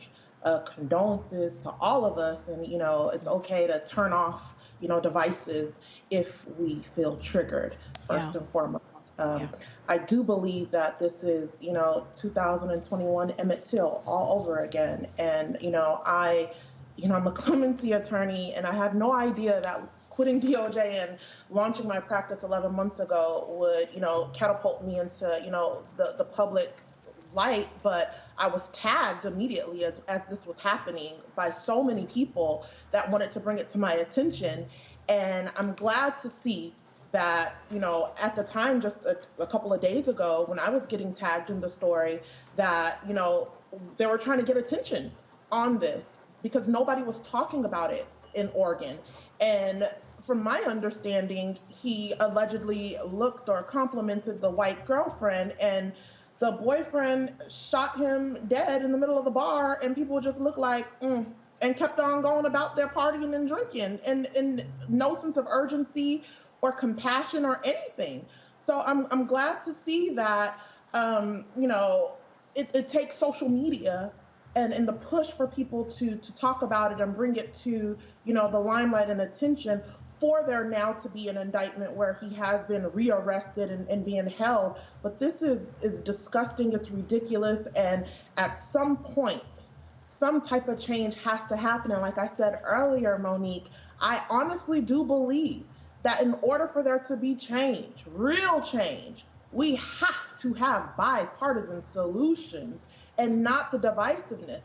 We on the panel understand what we're talking about, you know what I'm saying? Yeah. But we can't go around calling people white supremacists and expect them to come to the table and work with a solution. We got a code switch, right? We've all infiltrated.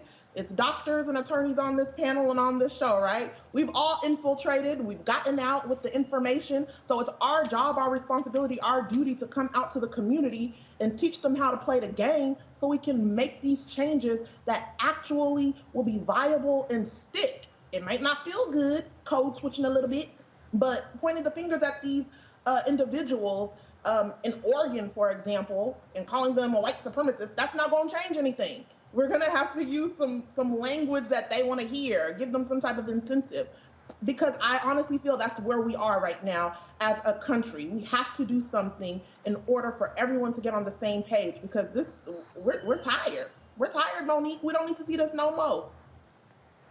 Right. I agree with you that there definitely needs to be some bipartisanship. I mean, I just think that we have to have something other than white supremacists on the other side in order for it to be bipartisan. And I call them white supremacists because I just think we have to call a thing, or we're not free. My free speech is decoded, and that's why a racist is a racist and a white supremacist is a white supremacist. And maybe there are people, I get criticized by people for going in the rooms the way that I go in, and I know that I'm not soft-spoken, but maybe there are people that can do it even better than I, because I just no. If you're not a white supremacist, I agree with you, Tammy. Don't call them one. But see, the thing about being a white supremacist is that us trying to sit down and have a conversation when your primary tenet is that you are meant to control me, there's a basic kind of non-starter there for me. But that's just me. Dr. Domingo, what are your thoughts?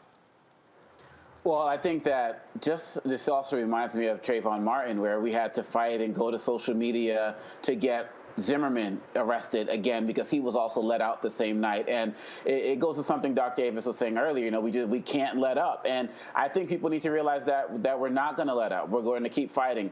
It also reminds me of the fact that we still haven't passed the anti-lynching bill in this country, because this is a case that might be able to qualify for that, as well as the case of Ahmaud Arbery as well, because we're talking about people who are not officers of the law who are enacting these actions. And Mitch McConnell is But why on record. haven't we passed the anti-lynching bill? Forgive me, Dr. Domingo, for interrupting, but why is it, whose filibuster was it, whose obstructionist tactics was it that kept us, which one white man kept us from passing the bill and had us in there like standing around with our heads spinning with green pea soup coming out of it because we couldn't even get the most basic thing done without who I guess Tammy wants me to call the fine senator from the state of whatever. Go ahead, Dr. Domingo.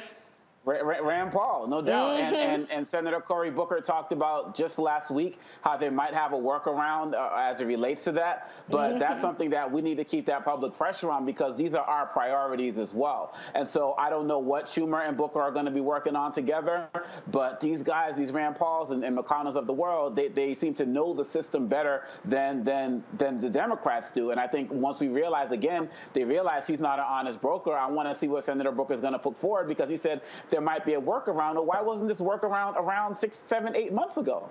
This is important to us. The Emmett Till anti-lynching bill, this is important. And there are only going to be more cases like this. And again, we're just talking about the ones that make it to the news. And we know there are more. Come on, Doctor. Mars, yes. And the anti-lynching Dr. Avis. Level, ever. The thing is, you're exactly right about Rand Paul is the problem. It's not just Rand Paul. I don't trust the Republicans. As much as I would like to say, my dear sister, yes, we need bipartisan solutions, we're not going to get bipartisan solutions. How much more proof do we have to see that there is a completely toxic element in our political system that doesn't give a damn about doing anything in a bipartisan way? How many more instances of proof do we need to see of that? We saw this specific tactic, for example, that they plotted around. The Republicans specifically, the night that President Obama was elected, they met in a hotel in Washington, D.C., and came to a political decision. Now, think about the context. This was at the height of the mortgage crisis. People were losing their homes. People were losing their life savings. People were losing their jobs. And you know what they said they would do for the American people? Not a damn thing. Yeah. That was their decision, that they were going to do not a damn thing for the American people, and instead what they would do is oppose any and everything that President Obama put forward, which they did. And they are doing the very same thing now with the Biden administration. They have zero credibility when it comes to this issue of wanting to reach a bipartisan solution on anything. So in my opinion, the desire for a bipartisan solution is a fool's errand. We need to figure out how we can take enough power to be able to do what we need to do without one Republican vote, because that is the only way we will have progress on those issues that are critically important to Black people, period. But Doctor, and we've got people on the streets right now. I got to go to the next topic. We got people on the streets right now trying to teach people how to spell filibuster so we can fix it. A Minnesota judge reverses his decision to have the state pay legal fees for former officer Derek Chauvin. Good call. In September, the judge ordered the state to pay $5,000 for his appeal in the George Floyd case. And then the judge changed his decision, saying Chauvin is not indigent and could afford his legal fees, all $5,000 of it. Chauvin is serving 22 and a half years for the murder of George Floyd. Let me start with you, Tammy. Now, first of all, I'm looking at this $5,000, and I mean, these are just jokes now, right? I mean, they are even from prison. Him, his defense team, everybody, they're making a mockery of an entire system, because to get a real appeal done is obviously in the tens of thousands of dollars, and all they're trying to claim to charge him is $5,000, and he got the state to pay for that. Really? Listen, Monique, what legal team? What legal team? He don't have a defense legal team anymore. They quit. He is self-represented right now. He's not though. He's not though. He is not though. He is not though. Not representing himself on the appeal? No. They might not have their names, but he has lawyers.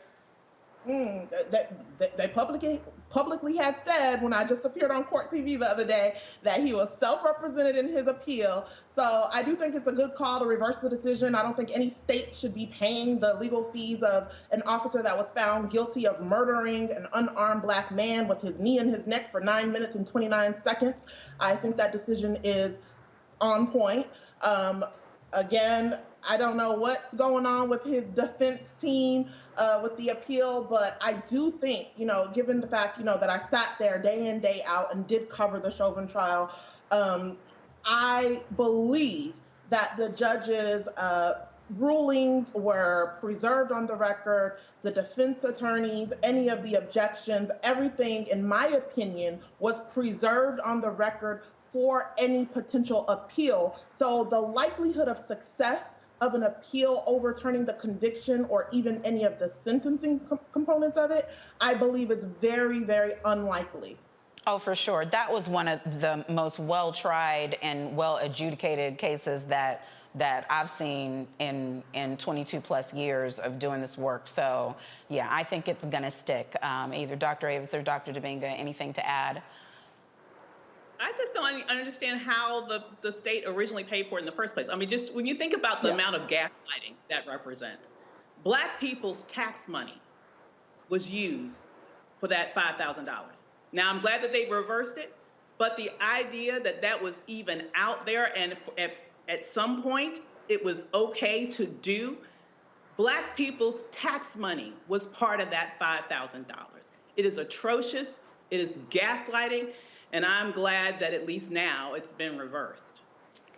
And I'm also thinking about so many trials that we have. I guess the one exception I'm gonna put a pin in and say that indigent defendants have rights. So the fact that the judge decided that he was not indigent and that is the reason, to me, that is important, because I don't think that it matters what crime was committed or how heinous the crime was that was committed, or the fact that there's been a conviction. I'm in favor of everybody getting their constitutional rights because, I don't think less Constitution works for us. I think it needs to be equally applied. I'm sorry for the interruption. Go ahead, Dr. Dominga. No, that's part of where I was going to go. Hold on, Dr. Dominga. Dr. Avis is putting a pin in it too. Go ahead. Oh, go for it.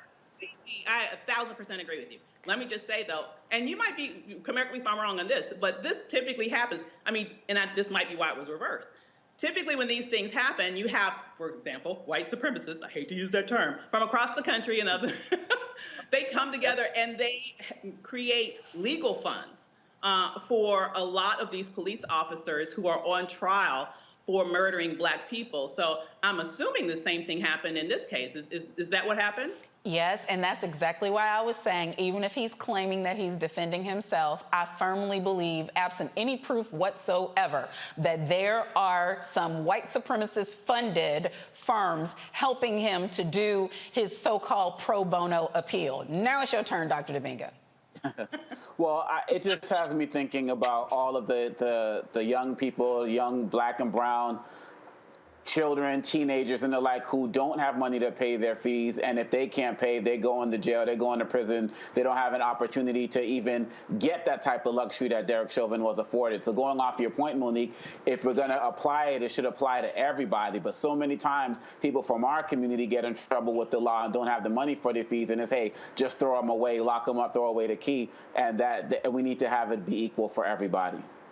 Agreed, agreed, and agreed. It's time for another break so we can pay the bills. When we come back, we'll have a very important topic here next on Roland Martin Unfiltered.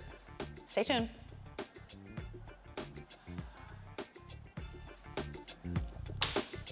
Time to be smart. Roland Martin's doing this every day. Hold no punches! Nazis. Thank you, Roland Martin, for always giving voice to the issues. Look for Roland Martin in the whirlwind, to quote Marcus Garvey again. The video looks phenomenal, so I'm really excited to see it on my big screen. Support this man, Black Media. He makes sure that our stories are told. See, there's a difference between Black Star Network and Black-owned media and something like CNN. I got to defer to the brilliance of Dr. Carr and to the brilliance of the Black Star Network. I am rolling with Roland all the way. Honored to be on a show that you own. A black man owns the show. Folks, Black Star Network is here. I'm real revolutionary right now.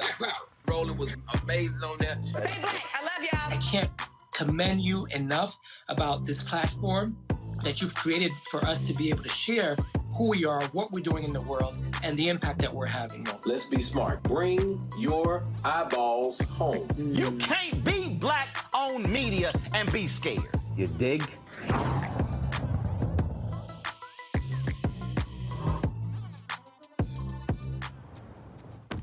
Oh, that spin class was brutal. Well, you can try using the Buick's massaging seat. Ooh, yeah, that's nice. Can I use Apple CarPlay to put some music on? Sure, it's wireless. It's something we all like. Okay, hold on. What's your Buick's Wi-Fi password? Buick Envision 2021. Oh, you should pick something stronger. That's really predictable. That's a really tight spot. Don't worry, I used to hate parallel parking. Me too. Hey. Really outdid yourself. Yes, we did. The all-new Buick Envision, an SUV built around you, all of you. Hi, I'm Eric Nolan. I'm Shanta Reid. Hi, my name is LaToya Luckett, and you're watching Roland Martin Unfiltered.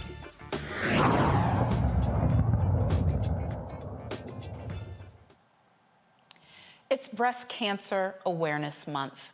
According to the CDC, 255,000 breast cancer cases are diagnosed in women and around 2,300 in men each year.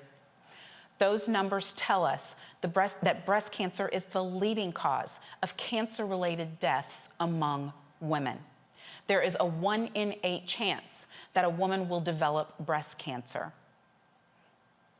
Breast cancer has the highest mortality rate of any cancer in women between 20 and 59. African American women have a 31% breast cancer mortality rate. That's the highest of any racial or ethnic group.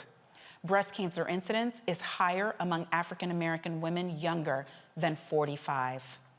Younger African American women are more likely to present with the triple negative of breast cancer, the more aggressive kind of breast cancer that associates with higher mortality rates. The triple negative breast cancer is diagnosed more often in American women of African descent. The American Cancer Society says women should have the option to start screening every year between the ages of 40 and 44. Women 45 plus should be screened every 2 years and continue on as long as they are in good health.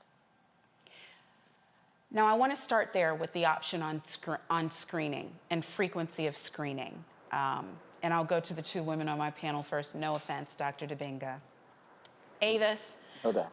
you know, a lot of the reason why we're hearing these numbers be higher for you and me and Tammy and our sisters and mothers and daughters is because of the lack of access to care.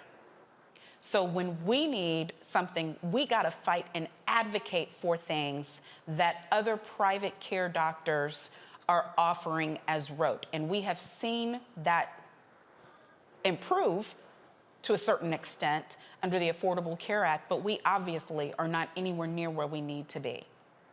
You're exactly right. And we aren't anywhere near where we need to be. We know that with Black women, breast cancer tends to present in us at younger ages than it does in other demographic groups. And when we are diagnosed, oftentimes, as you mentioned, we end up being diagnosed with the most aggressive form, triple negative breast cancer.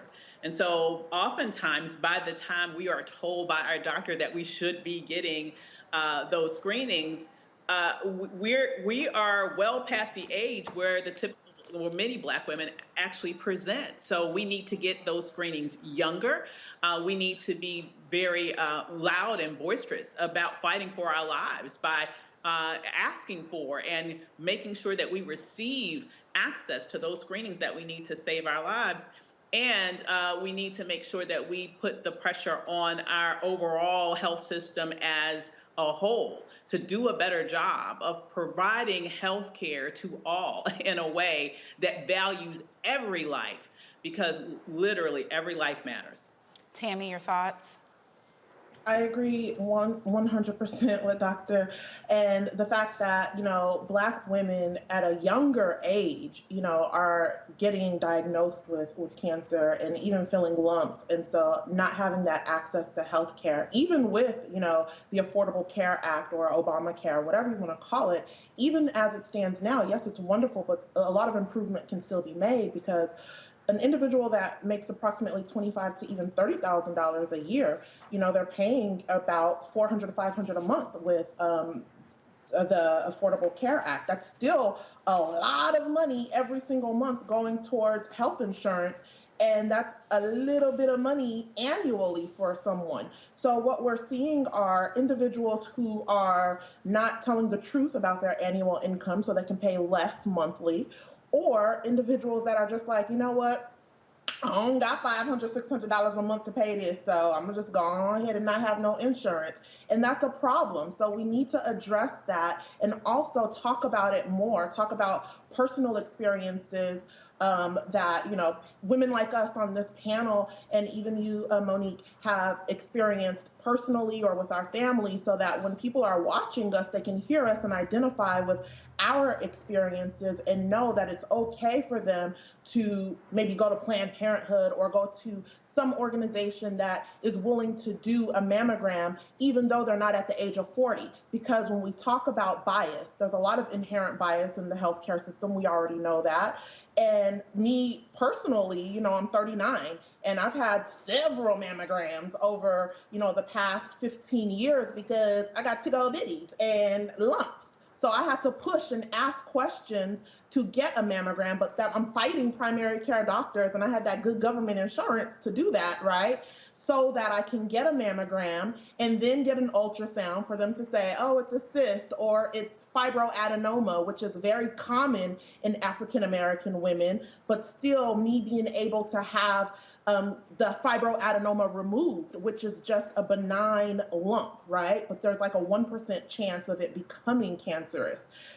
I'm fighting because I'm not at the age limit of a mammogram, right? I'm not 40, so it's like, oh, you don't need it, you don't need it. But I'm like, listen, I feel it, touch it, give me your hand, right? I have to do all of that just to get the mammogram that then results in the ultrasound, that then resulted in the ultrasound-guided biopsy, that then resulted in the removal of just the fibroadenoma. So if we're not talking about it, people aren't hearing about this to know that there is a problem. So thank you for even bringing this up. And y'all know I'm an open book. I don't care. I'll be telling all my business, but hopefully somebody hears it and is inspired and, gets help, and we can save some lives.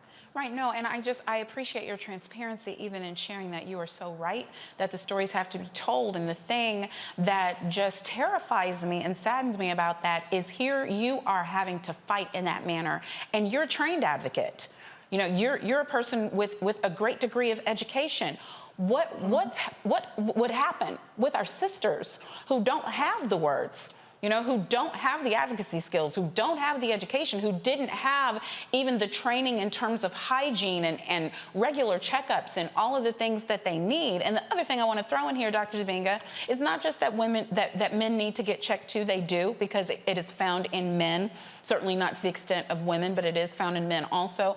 But also just the fact that even if you've got the best health care, you need family support. And I would just love it if I could put you on the spot for all the brothers out there to do the best they can in any way they can. If you can give some guidance on how they can support the women they love and their families. Well, first of all, I really commend everything that y'all are saying tonight. And the first thing that brothers got to do is we got to listen to y'all. Period, bottom line. You know, we have to listen. Everything that we've talked about tonight, whether we're talking about politics, whether we're talking about this right now, this thing about listening to black women, it's real. And for something that doesn't affect us to nearly the level that it affects you all, we have to be the advocates for each other. Because the other challenge is when you all get into the hospitals, we also got issues of doctors not listening to you all. Whether we're talking about breast cancer, whether we're talking about pregnancy and black women getting less epidurals. I remember the situation with Serena Williams, and she was talking about like she was clotting in the hospital for a particular condition, and she had to tell the doctors, this is what you need to do. So all around, we need to listen to black women. And for black men, raising black young girls, we need to encourage them to make sure that when they're going in, to ask the proper questions, and we need to teach them how to do that. Black men, we don't know better about black women's health than black women. Period, bottom line. And if we want to be better than these cats in Texas and all of these other guys, we need to step aside and understand that our sisters know what they're talking about, and we need to support them at any juncture. And for brothers who are in these conversations amongst ourselves, when we're downplaying these types of conversations, we need to step up and check ourselves around each other first before we even coming back to our sisters as well, because I've been engaged in those conversations as well. And in those things, when we see these things happening and we don't speak up, we are part of the problem as well and not part of the solution. And it has to stop. Well, it's going to be, thankfully, Breast Cancer Awareness Month all month.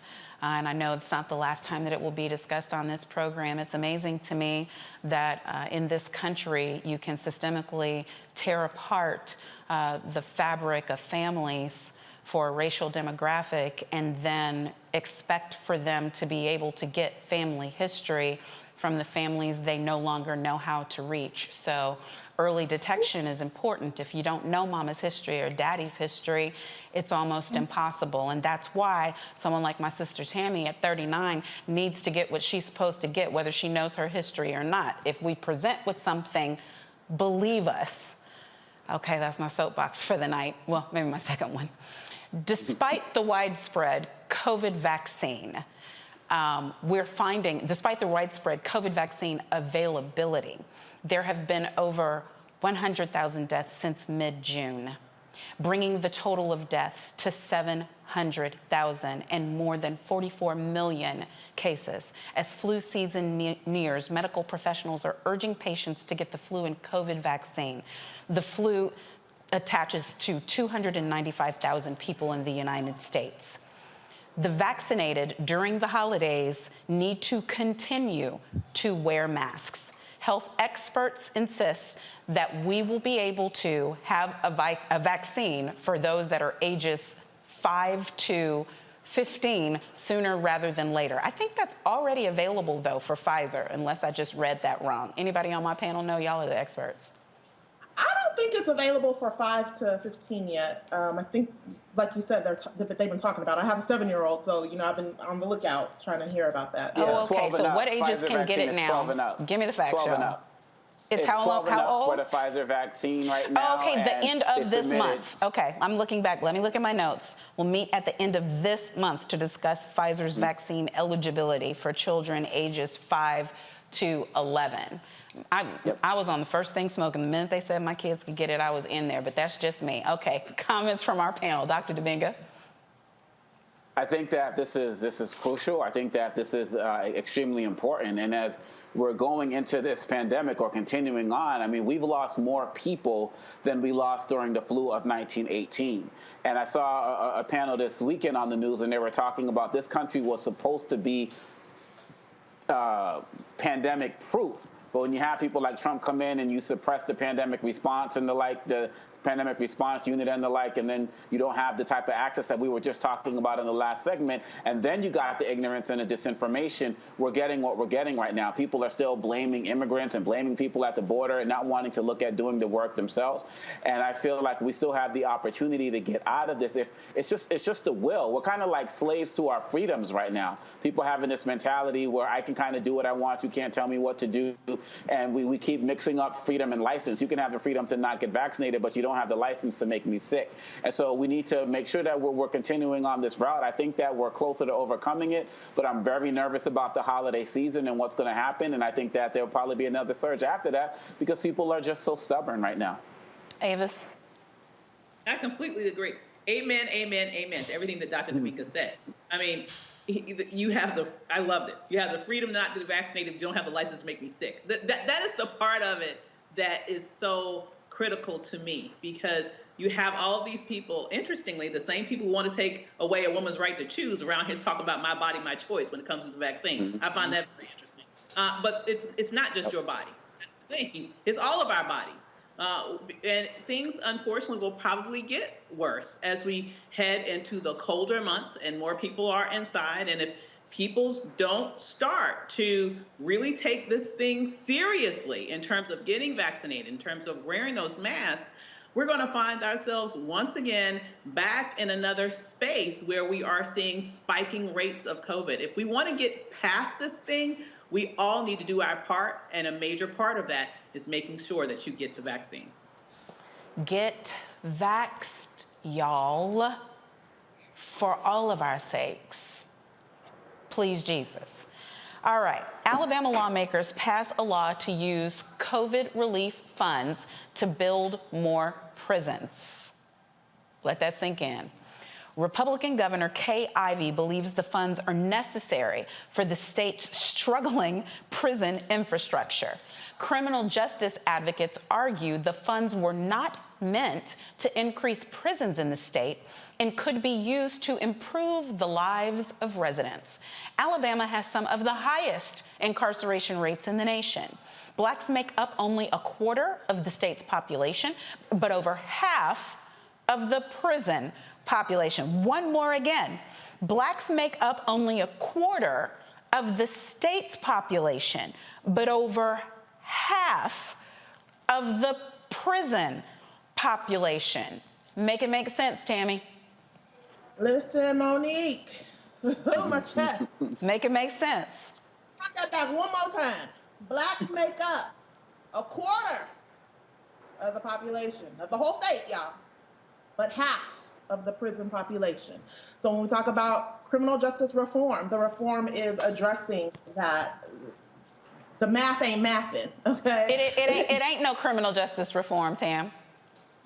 You know, we need to talk about it for it, but obviously COVID relief money was not, intended to build more prisons, as we are trying to push and advocate for non-private prisons and reducing the prison population. So using funds where a lot of Black-owned businesses didn't even get PPP loans or EIDL because they can't even figure out how to do the paperwork right. And when they did do it right or wrong, they done got caught up with some federal indictments, but that's a whole other story.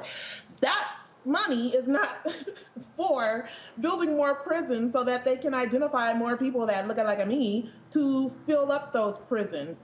And, part of the reason why I do what I do, and I refuse to code switch because, I got that DOJ seal to lean on regardless, is I need individuals that are incarcerated or formerly incarcerated to understand that they are deserving of the forgiveness of clemency. And that clemency is different than wrongful convictions and, prosecutorial misconduct. But all of that goes into play when we have states that are building prisons for financial benefit. It's a problem on a wider scale, and I just don't want to talk too much. Like, shut me up if you need to, but it's too much. It's too much. Right, no, and it's pay to play for sure, but Avis, they said they were doing things to make their residents more comfortable. Apparently, the residents they're talking about is the ones in prison. What they're doing is they are using Black bodies as a monetization method to get white people jobs in Alabama. Period. Yeah. It's an employment system, it's income generation, it's a tax, it's slave labor, you name it. Prisons are the business. Prisons are big. Prisons are big. Hold on, Tam. What'd you say, Dr. Avis? No, that's my point exactly. Prisons are a big business. When you look at a poor state like Alabama, what they are, and you have the statistics that you just laid out. 25% of the population is Black. Over 50% of those in prisons are Black. Those Black bodies are being policed by whom? I tell you that it's not being policed by over 50% Black people. I can tell you that. No. So it is. It's being used. We are being used specifically as the means of production for an industry in Alabama that disproportionately keeps lower educated white people employed. That's what that's for. And that's what that COVID money has been used to do, to keep uneducated white people with jobs in Alabama. Yeah, can't disagree at all. 15 seconds, Dr. Dibinga, and then we're going to a break. Let's just also add the fact that these prisons are going to be built in these rural populations, which are going to be used to add to the census count so that these rural communities can get more money that are not going to go towards those prisoners. So it's a hustle all around. And if people really want to talk about this, that money should be taken back because it's being misappropriated. And I thought that was illegal to do. Yeah, it's supposed to be. Got to go to a break. Got to go to a break. We'll be back. Roland Martin Unfiltered. Stay tuned.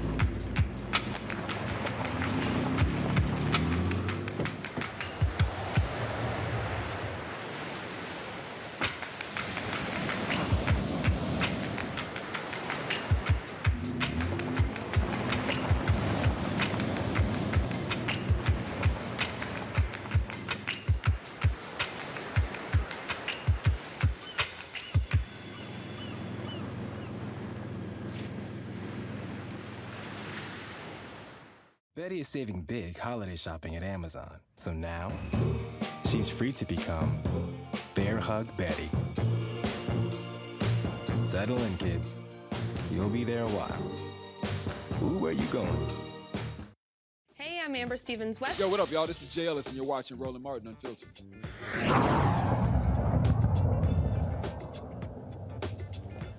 Howard University and Netflix are making it easier for some students to attend college. HU, a scholarship worth $5.4 million honoring the late Chadwick Boseman, will help incoming College of Fine Arts students with a 4-year scholarship to cover the total cost of university tuition. In a statement, the school's president spoke about the importance of the scholarship. The statement reads, "It is with immense pleasure and deep gratitude that we announce the creation of an endowed scholarship in honor of alumnus Chadwick Boseman, whose life and contributions to the arts continue to inspire. This scholarship embodies Chadwick's love for Howard, his passion for storytelling, and his willingness to support future generations of Howard students. I am thankful for the continuous support and partnership of Chadwick's wife, Mrs. Simone Ledward Boseman, and to Netflix for this important gift." Last month, the university renamed the School of Fine Arts after the late actor. HU, you know, which somebody on my panel would say if there was any bison among us. Y'all go ahead. Okay. What you got to say, Dr. Dibinga? You can't say nothing but good stuff. You can't say nothing but good stuff. There's not enough time to express how much love I have for Chadwick Boseman. Gone too soon, and we're the same age, and I'm so ecstatic from what I'm seeing Howard do to continue to uplift his legacy, and of course Netflix joining as well. And it's just beautiful. It's just beautiful to see. It's just getting emotional just seeing more stories about how people are honoring him, because he's a brother who should just never be forgotten. Tammy.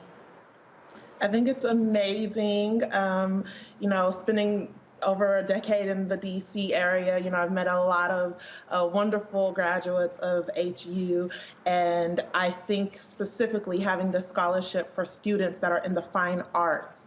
I think that is one of those majors that I think underrepresented groups struggle to identify with or truly own their passion. That's my little business plug, own their passion of the arts, because I think that whenever you're coming from an underrepresented group and trying to establish yourself and break generational curses, there's this kind of understanding or pressure to have a major that's like medicine or law or engineering. So to focus and to encourage underrepresented groups to express their creativity and to let them know that there is a career in that and there is ownership with creativity. And the fact that it's fine arts, I think not only is it going to benefit those current students, but it's going to encourage other underrepresented groups to seek out majors in the fine arts and know that it's okay to have a career in something that's different than law or a doctor or an engineer. And I think that, you know, Chadwick Boseman has demonstrated that, and his legacy will continue on by hopefully encouraging a lot of people. Amen to that. Dr. Avis, close us out on this. Chadwick Boseman was a beautiful soul whose entire catalog of work makes us proud. And so I am just thrilled to see that he has been honored in this way. I am thrilled for Howard and the students that will benefit from this so that we can keep that memory alive, and beyond that, keep the legacy of creating work and creating art that makes us proud continue to live on for generations. It's beautiful. Yes, I really am thankful just to see him being honored in this way, and to know, as you all said, how many people are going to reap the benefit of the richness of his legacy. I think we made it, y'all. We're not there yet. We have a quick break because all the bills have to be paid, or as the old church folks would say, before we can ask, all hearts and minds are clear. All hearts and minds are clear. We're going to take one more quick break, and then we'll be there. It's time to be smart. When we control our institutions, we win. This is the most important news show on television of any racial background. Y'all put $2, $3, $4, $5, $10, $15, $20, $30 on this and keep this going. What you've done, Roland, since this crisis came out in full bloom. Anybody watching this, tell your friends. Go back and look at the last 2 weeks, especially at Roland Martin Unfiltered. I mean, hell, go back and look at the last 2 days. You've had sitting United States senators today, Klobuchar and Harris. Whatever you have that you can bring to Roland Martin Unfiltered to support it, please do, because this information may literally save your life. Watch Roland Martin Unfiltered daily at 6 p.m. Eastern on YouTube, Facebook, or Periscope, or go to RolandMartinUnfiltered.com. Support the Roland Martin Unfiltered Daily Digital Show by going to RolandMartinUnfiltered.com. Our goal is to get 20,000 of our fans contributing $50 each for the whole year. You can make this possible. RolandMartinUnfiltered.com. Oh, that spin class was brutal. Well, you can try using the Buick's massaging seat. Ooh, yeah, that's nice. Can I use Apple CarPlay to put some music on? Sure, it's wireless. It's something we all like. Okay, hold on. What's your Buick's Wi-Fi password? Buick Envision 2021. Oh, you should pick something stronger. That's really predictable. That's a really tight spot. Don't worry, I used to hate parallel parking. Me too. Hey. Really outdid yourself. Yes, we did. The all-new Buick Envision, an SUV built around you, all of you. What's up, y'all? I'm Will Packer. Hello, I'm Bishop TDJ. What up, Lana Well, and you are watching Roland Martin Unfiltered.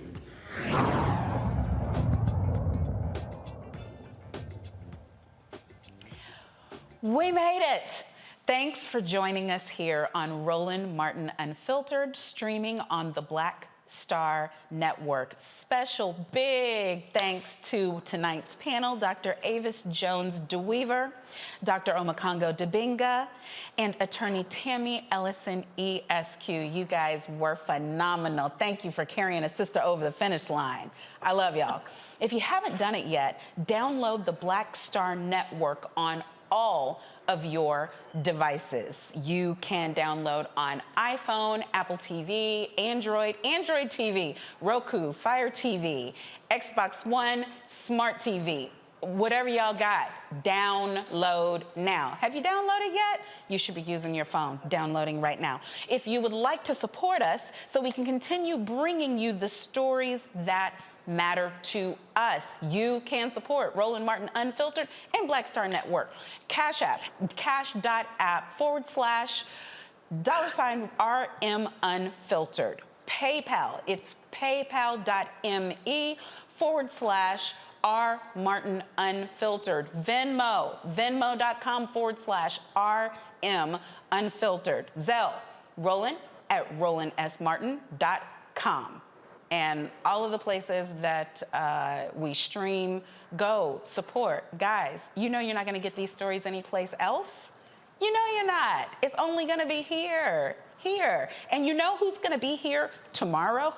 Roland Martin, as unfiltered as ever, or more so. He will be back with the show. Take care. I will be out of commission. He will be live from Los Angeles. I'm Monique Presley. It's been fun to be with you today. Have a great night. I won't say holla, but maybe the panel will. Holla!